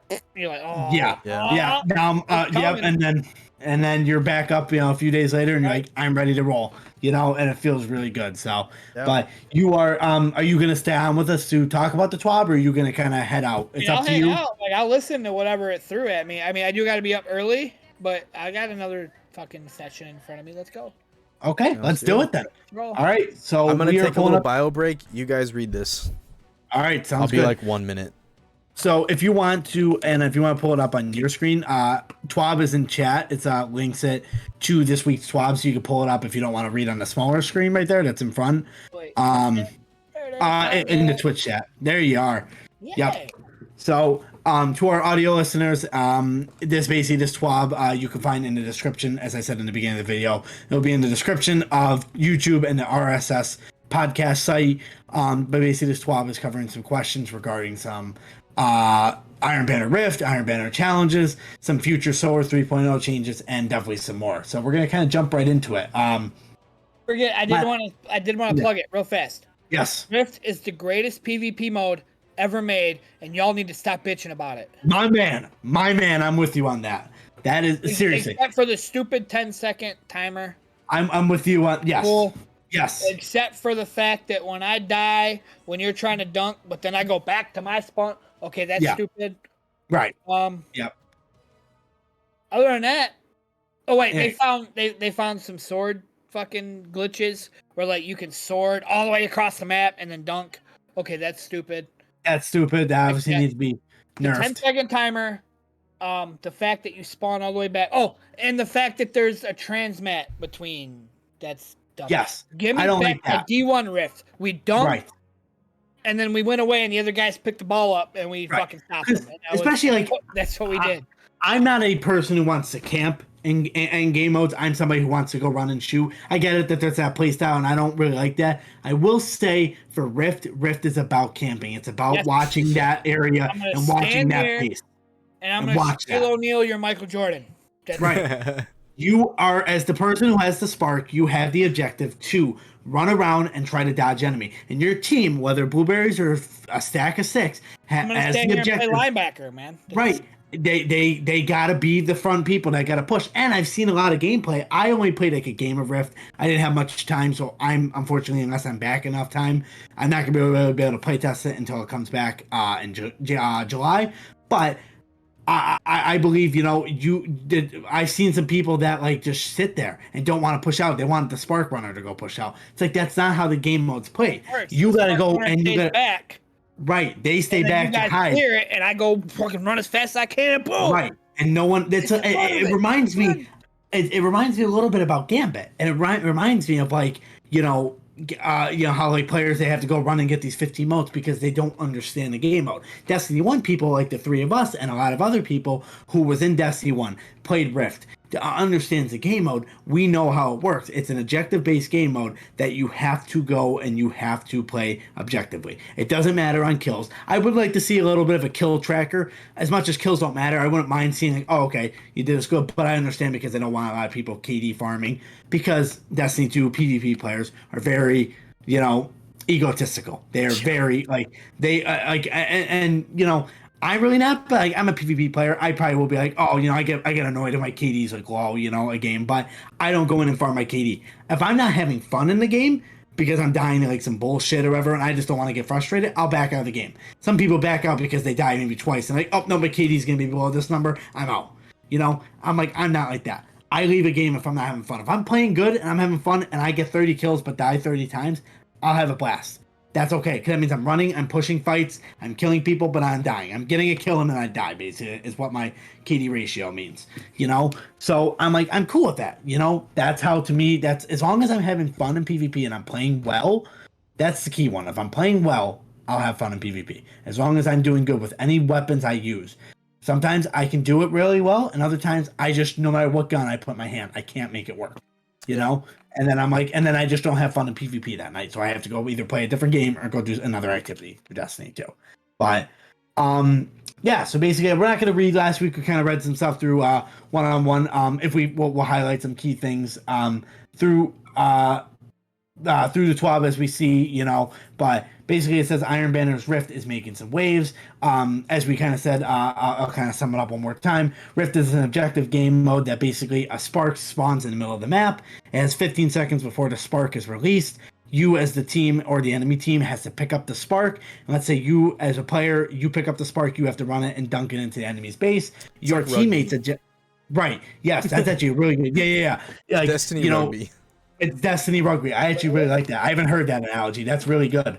You pick up the spark, and your objective as the person who is the spark runner, you have to go and dunk it into the enemy base. Okay? If you die, the spark is dropped, and either your team can pick it back up or the enemy team can take it. If the enemy team takes it, they have to run back to your base to drop it off. But your objective as the spark runner, if you have it, is to go dunk it in. Your teammates, if you are a teammate, and this is for people who don't understand Rift, if you are a teammate that and you're defending your spark runner, your objective is to basically take the bullets for your spark runner, is to push into that base and to take out the enemy team. They're gonna most likely keep spawning there. That's how the spawns work. I know everyone's like, oh, spawn, why they keep spawning here when we're in the enemy territory? It's because that's what it is. They're spawning there so they can still defend that base and not spawn all the way back at our base. Then it's like, what the heck? And especially on big maps like the 3 of these that were in rotation, that doesn't make sense. So they're going to keep spawning there, but your objective is to block or defend the spark runner. For the American football fans, your objective is to be the lineman for your running back. Yeah. Perfect. Yes, I'm not a sports person, but I understand that. Yes, that's exactly it. That's it. Yep. That's the whole point. Right. And that's it. And so it's an objective-based game. Rift is amazing. It really is. I think they could definitely do, but right. If it's played right and you understand the game mode. So again, watch tutorials. There's really good PvP players out there who are making tutorials on it. And and as us, if you're listening, understand it. This is how, and I'll even link it in the description how we explain Rift at this time zone or it this just time hit me now. It hit me that my complaint on Gambit is if you don't have a team, it sucks. I was just about to say that. The same way, and it makes me sad because it literally just hit me. I'm sorry, y'all. Like, oh man. Yeah, I was literally just about to say that. Rift is amazing. You're missing. Now I see. Like, damn. Yep. Rift is so good. Find y'all a team. Tower LFG. Tag Guardians. Oh man. Right. Oh, Rift is so good if you fucking play with friends. Yeah. Right. That's exactly it. And that's why, again, we, kind of going off a little bit and we're going to get right back into the trial. But that's why we partnered with Tower LG and now the Destiny Community Network. It's to form other ways to meet Guardians and play together. And again, through Tag as a streamer, player, or content creator, you can have that chance to be on a team and then go through their networks to find Guardians easier, not just through Tag, but you can join our Discord and our clan and meet clanmates there and then go and form more fire teams through Tower LG and the Destiny Community Network. Find a team here, play Spark, say you're going left, we'll kill the guys on the left and watch you get a dunk. That's how it works.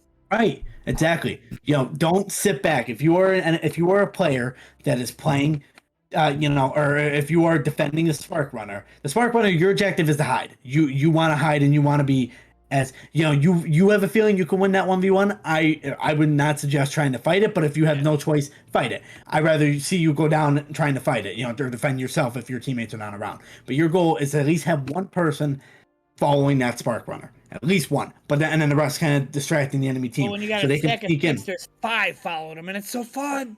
Yeah, so good. Yeah, it's that's what. Yeah, so going back to what you said too about Gambit, it's really fun with a team. You want to play solo and try it out? Go for it. There's freelance Iron Banner where you can go in and try that, experiment that. But again, literally, people were saying, Rift is terrible. Literally 30 seconds it's been out, and literally someone said, my guy, it's been out for 3 hours, and you are saying that is the worst. Revert it back. Give it a chance. We're 2 days in with Rift. You gotta give it time, and then you gotta play it again. Because again, that's why Bungie didn't release Rift, I don't think, right off the bat, because they wanted to gather this feedback. So when Rift becomes a full-time mode, which, real quick, do we know if Rift is gonna be a rotating mode every few weeks, or is it gonna be a full-time permanent mode in the knowledge? It's the 2 Iron Banners, and that's it for now. Yeah. Well, it's going to be for next season. It's going to become as a full-time Crucible mode, but is it going to be full-time, or is it going to be on a weekly rotation? It's coming into Crucible next week, so I have no idea. Yes, next season it's going to be a full. Casual as they come. I don't even read the TWABs. I know what is in the TWAB by if the community bitches or praises. Yeah, that's fair. Yeah. No, I know that it's definitely coming as a mode. That makes me fucking happy because when they're like, here's a pinnacle for playing 3 fucking Crucible games. I'm like, I know where I'm going. Yep, exactly. Yeah, go to Rift. Yeah, I'm hoping it's a full-time mode and not just a rotation. Like how Momentum Control, Clash, and then now Rift. Stupid, but that's another story. Yeah, I agree with you. I definitely agree. I have different variety of modes for people to play. But yes, so that's really the main objective. That's how you want to play Rift. So if you're not liking it, get a team, get some friends, and again, join our communities. We'll get you teams that we have a variety of PvP, PvE, and PvEVP players. We really have a mix of all of them, between our three communities, But for right now, just because we're on with Tower LFG, like that's how our communities are. So if you want a team, join us. Join Discord Tower LFG and TAGuardians.org/apply. That's how you'll be able to join our communities. The thing with our communities, and obviously, we're not the only ones out there. Right. And the most important part about gaming and communities about gaming and that have common interests is our communities are so welcoming. If you've never played Destiny, you're welcome. Jump on in, dude. There's so many people in all of our communities that are so willing to be so patient and help you and just have fun. We're here to have fun. And whenever you join, I know for at least Tag, and I'm assuming for the others because it's so inclusive, that whenever you join, you need to know, and I'm sure whenever people do join, that this is a safe space and this is a place to have fun. Okay, this isn't a place, like you said, for drama. I have a zero drama tolerance. I don't like drama. It's fun for no one. Nobody gets anything out of it, and it creates problems. We're here to have fun. This is your life away from your life, right? This is your life with your second family. You know what I mean? This is an area to come relax, hang out, talk to your friends, and do fun activities. And if it's a competitive activity, right? We're here to have fun. And so if you guys are looking for that and you guys want that, then yeah, our communities are here and you are more than welcome to join them and message anyone see who wants to play. Right. And that's why I really respect Tower LFG and Destiny Community Network, because they bring the toxicity away from LFGs. Yep. LFGs, again, there's that fear of getting kicked. I'm not going to know what I'm doing. Am I going to get kicked? Tower LFG does not kick people. Tag, you might be a person with 0 followers on Twitch, and as a content creator, you are still a content creator in our eyes. We see that you're still wanting to make content. We're going to help and we're going to boost you to become even just a small content creator and streamer with us and player. You even have to be a person of content. You just want to be a player that wants to be a part of a team. That's what we all are, and that's what we really enjoy. So again, I guess Mr. Kumar said there are others out there, but having that fear of possibly getting kicked or not being included because you don't know what you're doing, it's during with Tag, TalFG, and the Destiny Community Network, that's not going to happen. And we will make sure, right? And I don't know if I told you this, Jake, but we will, if people are doing that and within our community. You're breaking out a little bit. Oh, hello? Oh, he died. He gone. Oh, there he. Oh, he back. What's up, bro? What's up? I don't know what. That was really weird. I need 2 double cheeseburger. Yeah, for real. Well, I don't know if I told you this, Jake. Yeah. A lot of our Tag guys helped me get my dad through his first ever raid the other day. Dude, yeah. That's sick. Yeah, I love to hear that. He used to pay me to go to his house and do some raids for him to get him the exotics. And then I was like, dude, just join us. I was join Bungie, you're getting. Is it okay? But I went to his house to play on his console. There's no account recovery. You know what I mean? But anyway, so I was like, dude, just join us. I got a group of friends and I got clan mates, and I'm only gonna bring the ones that I know that are okay with being patient and someone that's never done a dungeon or a raid before, and it can be a lot. And we took him through, and he did fucking phenomenally, and I just butchered that, but we did great, right? And the end comes around, and we beat it, and everyone was so excited, and he wasn't even the only one that's never done the raid before, and it just goes to show that you play with people who have the same thing in mind as you can get a lot done. You can get a lot done, and in the process, you can have a lot of fun. Yep. I fell asleep in a Tower LFG raid the other day. Just throw that out there. because there was like 3 people that didn't know what they were doing, and we just kept. It's a lot of wiping. teaching. Oh, that too. Well, a lot And of it was people. late for me, but I Yeah. woke up to, like, Discord calls and text messages. I'm like, oh guys, I'm so sorry. Yeah. But rather than getting mad and leaving, I was like, I fell asleep. I fucking hung out until I couldn't no more. Yeah. I mean, It's sad. it's a fun time. Yes. And yeah, like just I love hearing that about like your dad too, like, you know, just bringing that. It's like He said he'd that's do it again amazing. too. That's awesome. He I was really like, should let's join, go. you know, even though he's not a player or a person of content, you know, like maker of content, I should say, you know, he is he's a player. And that's who we believe that players, streamers, and content creators all have a place to grow, you know? And I really like that. And again, same thing with Tower of G. And like I was saying before, I think before my connection kind of crapped itself. My girlfriend doesn't have Ethernet set up, so I do. So I shouldn't, ever crap out when we do these lives. So I blame her. But anyway, Just saying. hey, I don't make the rules. I just follow them. I'm just in her setup.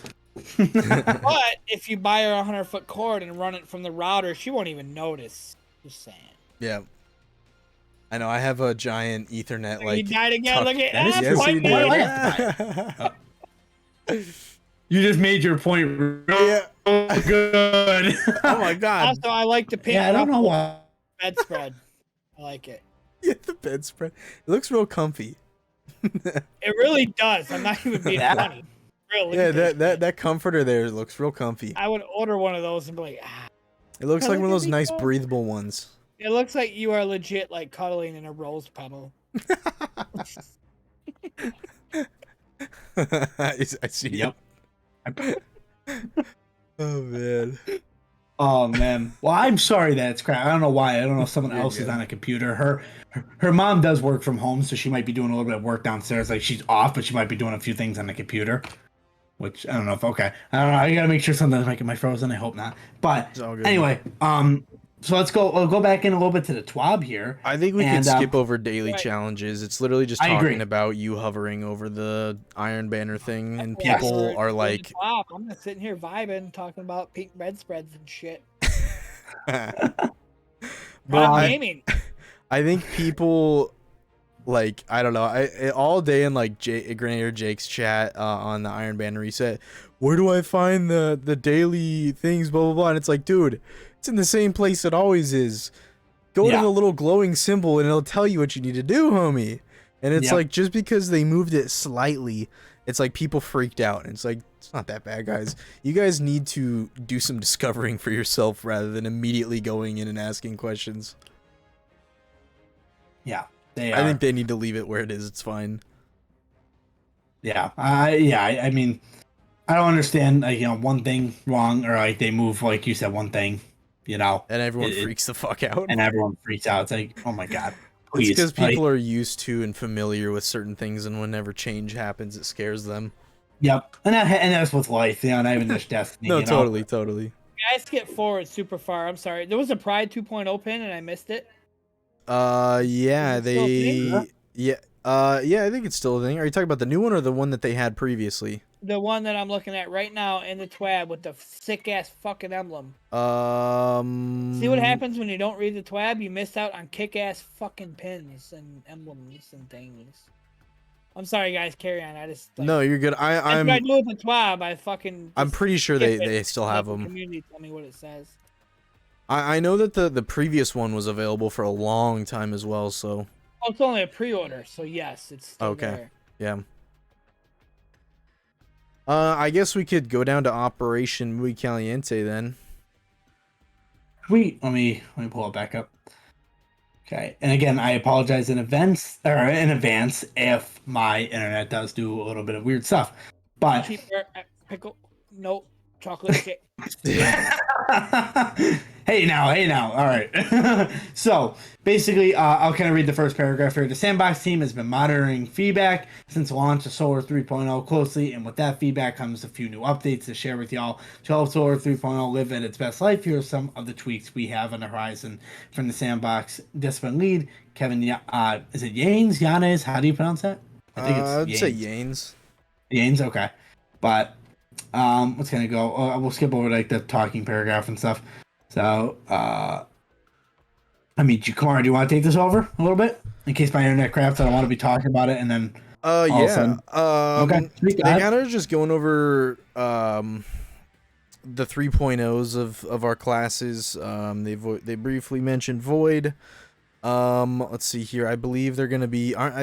So from what I've heard, they're buffing Solar 3.0. I think some aspects of it for Warlock, mostly. Common feedback is frustration around losing elements like Heart of the Pack or nerfs to things like Sunspots or Benevolent Dawn. We know that losing things can feel unsatisfying or painful at first blush. But part of our 3.0ification of these classes is also a rebalancing of some of these atoms, which I agree. I'm glad that they brought rebalancing two aspects of it and they kind of changed it. I mentioned this on the last one, and I'm sure, Anna, that you can kind of agree with it. I feel like whenever last season they released Void 3.0, right, a lot of shit in Trials was triple Titans with bubbles or triple Invis Hunters, right? There's only you could expect 98% of the time that the other team's going to be using Void, and your team too.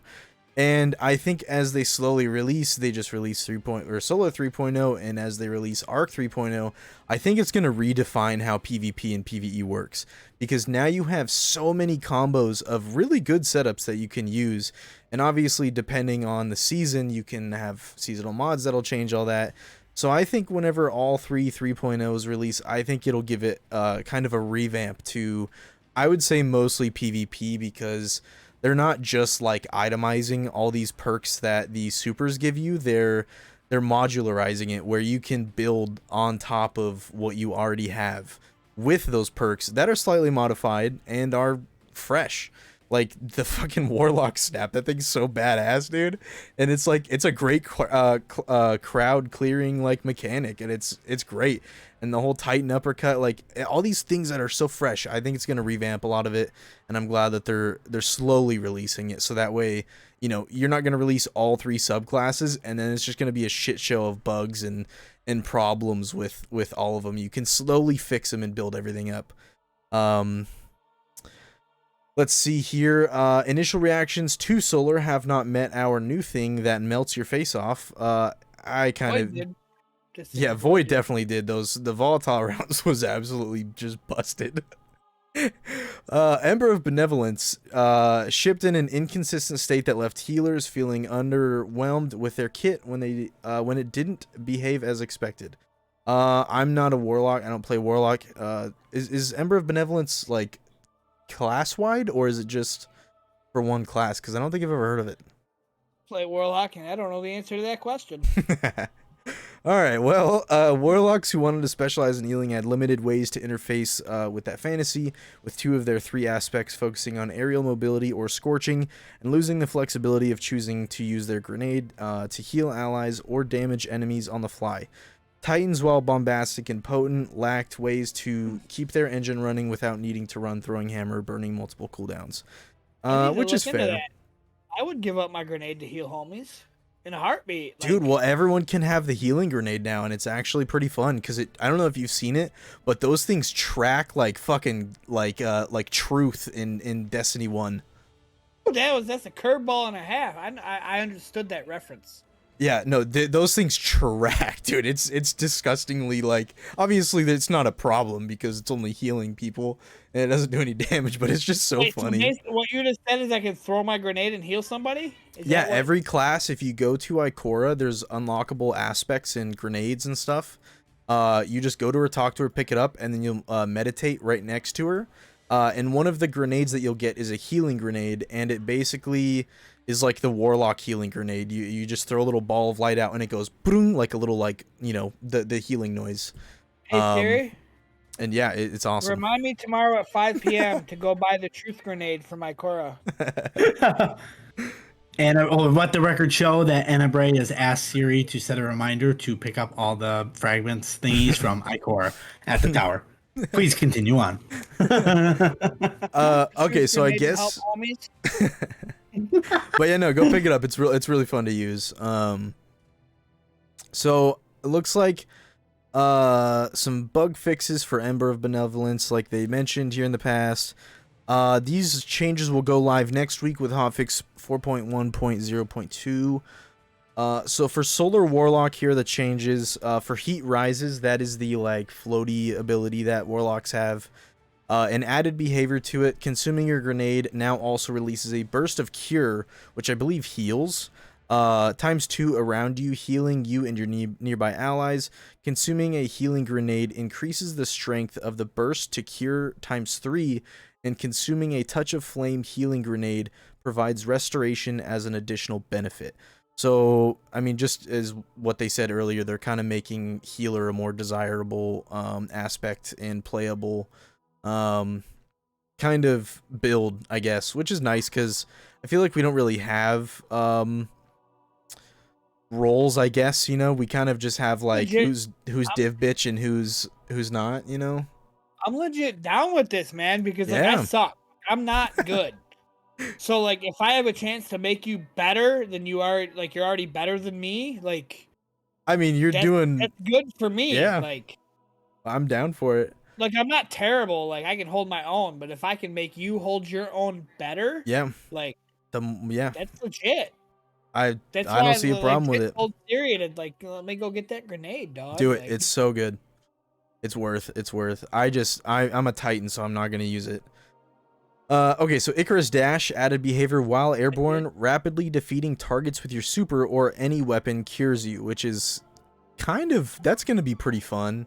That's gonna be a lot of. I feel like it's gonna be used in a lot of solo aspects with like solo dungeons and stuff. Celestial Fire, which I don't know what that is. That's is the it that melee? Warlock melee. Yeah, that like throws out like fire from the Warlock. That's right. Yeah. So now it applies 10 Scorch stacks. If anyone remembers correctly, you only need 4 Scorch stacks to ignite. This is increased to 15 stacks of Ember, or with Ember of Ashes equipped. So I wonder if it like will do 10 total and then do 2 times worth ignition, or it'll stack, explode, stack again, explode, and then stack with 2 more left. I don't know. That'll be interesting. Okay, so for Solar Titan, they're buffing Burning Maul, which is good because everyone's using the Hammer Bonk. Buffing Burning Maul damage in PvE by 25%, which is good. Make it more viable, but I'm still not going to use it. Or did I say PvP? Oh, PvE. Yeah, yes. Just for PvE. Yeah. Fuck you guys. We're going to get stronger. Roaring Flames added behavior. While Roaring Flames is active, your uncharged melee attack now deals solar damage. Oh, that'll be nice. And applies 30 Scorch stacks to targets per hit. This is increased to 40 stacks. Holy shit. Okay, so my Titan build's just about to get that much more OP, I see. Okay. I like that. Consecration. Did I say that right? Consecration. I think I did. Nice. Fragment slots increased from 1 to 2. That'll be nice. Raise the height of the secondary attack's ground wave by 25%.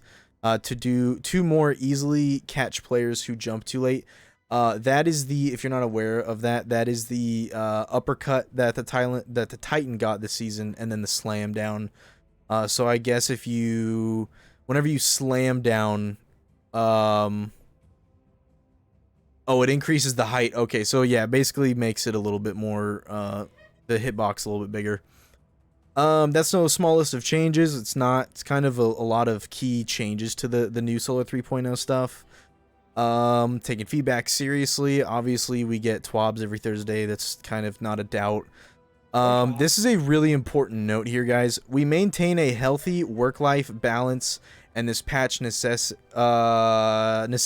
some breathing room.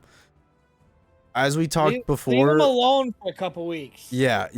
This is time to read shit. Yeah, this is not. It's not like they can easily look at the community and be like, okay, this is the one thing that they want. There's a lot of problems that a lot of people have, and again, you're not going to make everyone happy. You're not going to solve every problem. We just got to give them time. Again, as Jake said, they are people. What's next for abilities? Well, Arc 3.0 is still cooking up nicely, and we'll have more to talk about there in a future update. But just to reiterate points the team has made in the past about the next subclass update, After Arc 3.0, you should expect the abilities team to go dark for a little while. Since shipping Stasis with Beyond Light, the team has made huge abilities changes season over season. Over the last year, we've been back-to-back shipping new aspects for Stasis, adding the variable ability cooldown system, and creating the 3 subclass 3.0 experiences. It's been busy. Obviously, it's understanding. We hope that the changes you've read today will reinforce your commitment to being responsive to feedback and candid in our communication. We'll be there right alongside you on the derelict Leviathan, snapping, slamming, and flipping our way to victory. Which is good. I love that they acknowledge, like, it's not like they come out with, all right, this is what we're fixing, done. This is like, hey guys, we're working on it. You know what I mean? It's acknowledging that we're here and we are the importance of the game. Here's some new Prime gaming loot. It looks like you have Polaris. I've been waiting for this. Go. The new Prime loot. What's the first Prime First loot? one is a Polaris Lance Scout Rifle. That is just the gun. You get your Polaris Lance Scout Rifle if you don't already have it. If y'all didn't get it back in the day, go get it now. Y'all missing out. You missed times on Prime is worth just getting this gun. Just saying. And if y'all don't know, that's AnaBray's gun. Yes, it is. That's why I've been sitting here waiting. That's AnaBray's gun. Yep. Not only that, we also get the ornament that they had for it a while back, the Bray Legacy ornament. It's pretty sweet. It adds kind of a red and silver look to it with extending the barrel. Very beautiful gun in my opinion. A very cool gun. There's also an exotic sparrow that is very but it is what it is. You also have a Nightmare Chalice projection. Everyone loves their projections. That's it from Prime Gaming. A nice cool clip. Plug it out there real fast that I'm so old school. I don't have a projection on my Ghost, and I don't have it either. I will never put one on. I don't think I have one. I will never ever put a projection on. Nope. I think they're kind of dumb, but yep, I agree. I don't want to pull my Ghost out and there's some fucking giant thing up here. Like, stop. Yep. I wish they would make it like you could customize the eyeball of the Ghost or something. You know what I mean? Obviously, it changes from Ghost to Ghost, but having something where you could change the eye would be pretty sick. I'm so old school that like when they came out with a generalistic shell, I got it and masterworked it. That's it. That's my Ghost. I think my Ghost shouldn't be different. But then they came out with whatever the hell the last event was, and like it was the generalistic shell, only it had like a little pattern to it. It was just a little hint of okay, you got my silver. Yeah. But other than that, my original Ghost is my Ghost. And that's it. I don't want projections. I don't want it to have different shapes. I don't want to have different sizes. That's my Ghost. Yeah. I think my all-time favorite Ghost, just because it's so cool and there's nothing else like it, is the Kill Tracker Ghost. I love using it. I love just having it on because it's just that simple classic Ghost look with a touch of color tone change difference in the top and the bottom, and it just keeps your kills. Like, how cool is that? You can just pull it out and be like, this is my total kills. Like, what? It's so cool. I love it. It's my favorite. It's such a sleeper Ghost. So from here, this is not the first time Bungie has released a creator video welcoming new players to the community, and I absolutely love that. I think it's cool that they're bringing these really big and cool streamers out and showing you what the Destiny community can bring. And I think Amaze is such a great example. The guy is super nice. His streams are super vibey. He's super incredibly talented. Like, I major props to him. I don't know if we want to play the video right now, but video's in the TWAB if you want to watch it. Like, okay, we can play it because we played a video last. You know, people will be able to listen to it, and we can link it in the description. If it's only like a minute and a half, I think. Yeah, I'll play it right now. Sweet, let's do it. Everybody starts in green gear. Welcome to Destiny 2. You pick and choose. Got a warlock, a titan, and hunter that's coming through. A solo player picking a class to go pursue. I even learned a couple plays from streamers you never knew. I started with some guns that were really low to new exotics and some purples with some godly rolls. I've seen the Hive, seen the Mech, seen Cabal. Even the Witness making calls just to see you fall. Nevertheless, you can travel far. Get with your friends, hyperspace, right up in the Mars. One stage, I'm trying to craft a whole glaive in this enclave, then take shots and use the melee in my own way. My craft come with styles and 1,000 choices, like I made a last wish with 1,000 voices. Putting Sabbath on the rest while I'm squeezing ghosts. Even the darkness want to scorn if you didn't notice. Gunshots is a fire play. I'm trying to gamble every shot with with the ace of spades. Tell your friends, come and travel to the social space, so we can laugh and grab bounties for a lovely raid. Now that's a fight play. Choose paths, make ways. I believe you can show us what it takes. One shot, one play, one guardian can help you save the day. I remember all the days that I started as a memer, and D2 showed me how to pop it as a streamer. I'm flying through the galaxy with coffee and some creamers. The travel ain't the only one out here who really needs ya. Zavala Akora. I guess they seeing me, opening some doors to me seeing more. This is my story, so tell me yours. I mean, talent. Like, that's incredible. I'd props to him. His Twitch, and I don't know his socials, but Twitch is right here, UHMAAYYZE. He raps a lot of the time while he's playing, which is just incredible. A feat. He'll play PvP and he'll just rap like crazy. He's so talented. He's so talented. But yeah, I love these videos that they put out. I think they put out one before. The animations are great, and I love that they always explain to you kind of what the base of Destiny is. It's not like someone's like, "Hey, Destiny 2 is this game, free to play right now. Come check it out." It's like, "Hey, there's these classes. You could do this with your buddies," and then it like, kind of gives you a taste of everything. Great video, great guy. I love his streams, and he's super talented. Yep. Amazing. And I'm really glad that they're trying to be more open. Like, hey, if you're new, come join us. I really like that, and I admire that. And that's what's so amazing about Bungie. And I think it gets so overlooked. Like, even when Bungie will tweet like about like the Buffalo shooting that happened, or the Ovade, Texas, or Uvalde, sorry, that's how you pronounce it, shooting that happened. Like, they tweet out about it, and people are like, fix your game, this and that. It's like, guys, like, that's not a time or place. There's other important things. Yes, than just Destiny, the game. Yeah. Bungie is Bungie, and Bungie is a family, and it's a community, and some people overlook that tremendously. Yep. Yeah. Yeah, the great video. I mean, next up we have some hot fixes. Probably not gonna read through all of them. I'll probably just kind of scroll through them. Like I said, description will have the TWAB link. Hot fixes are at the bottom.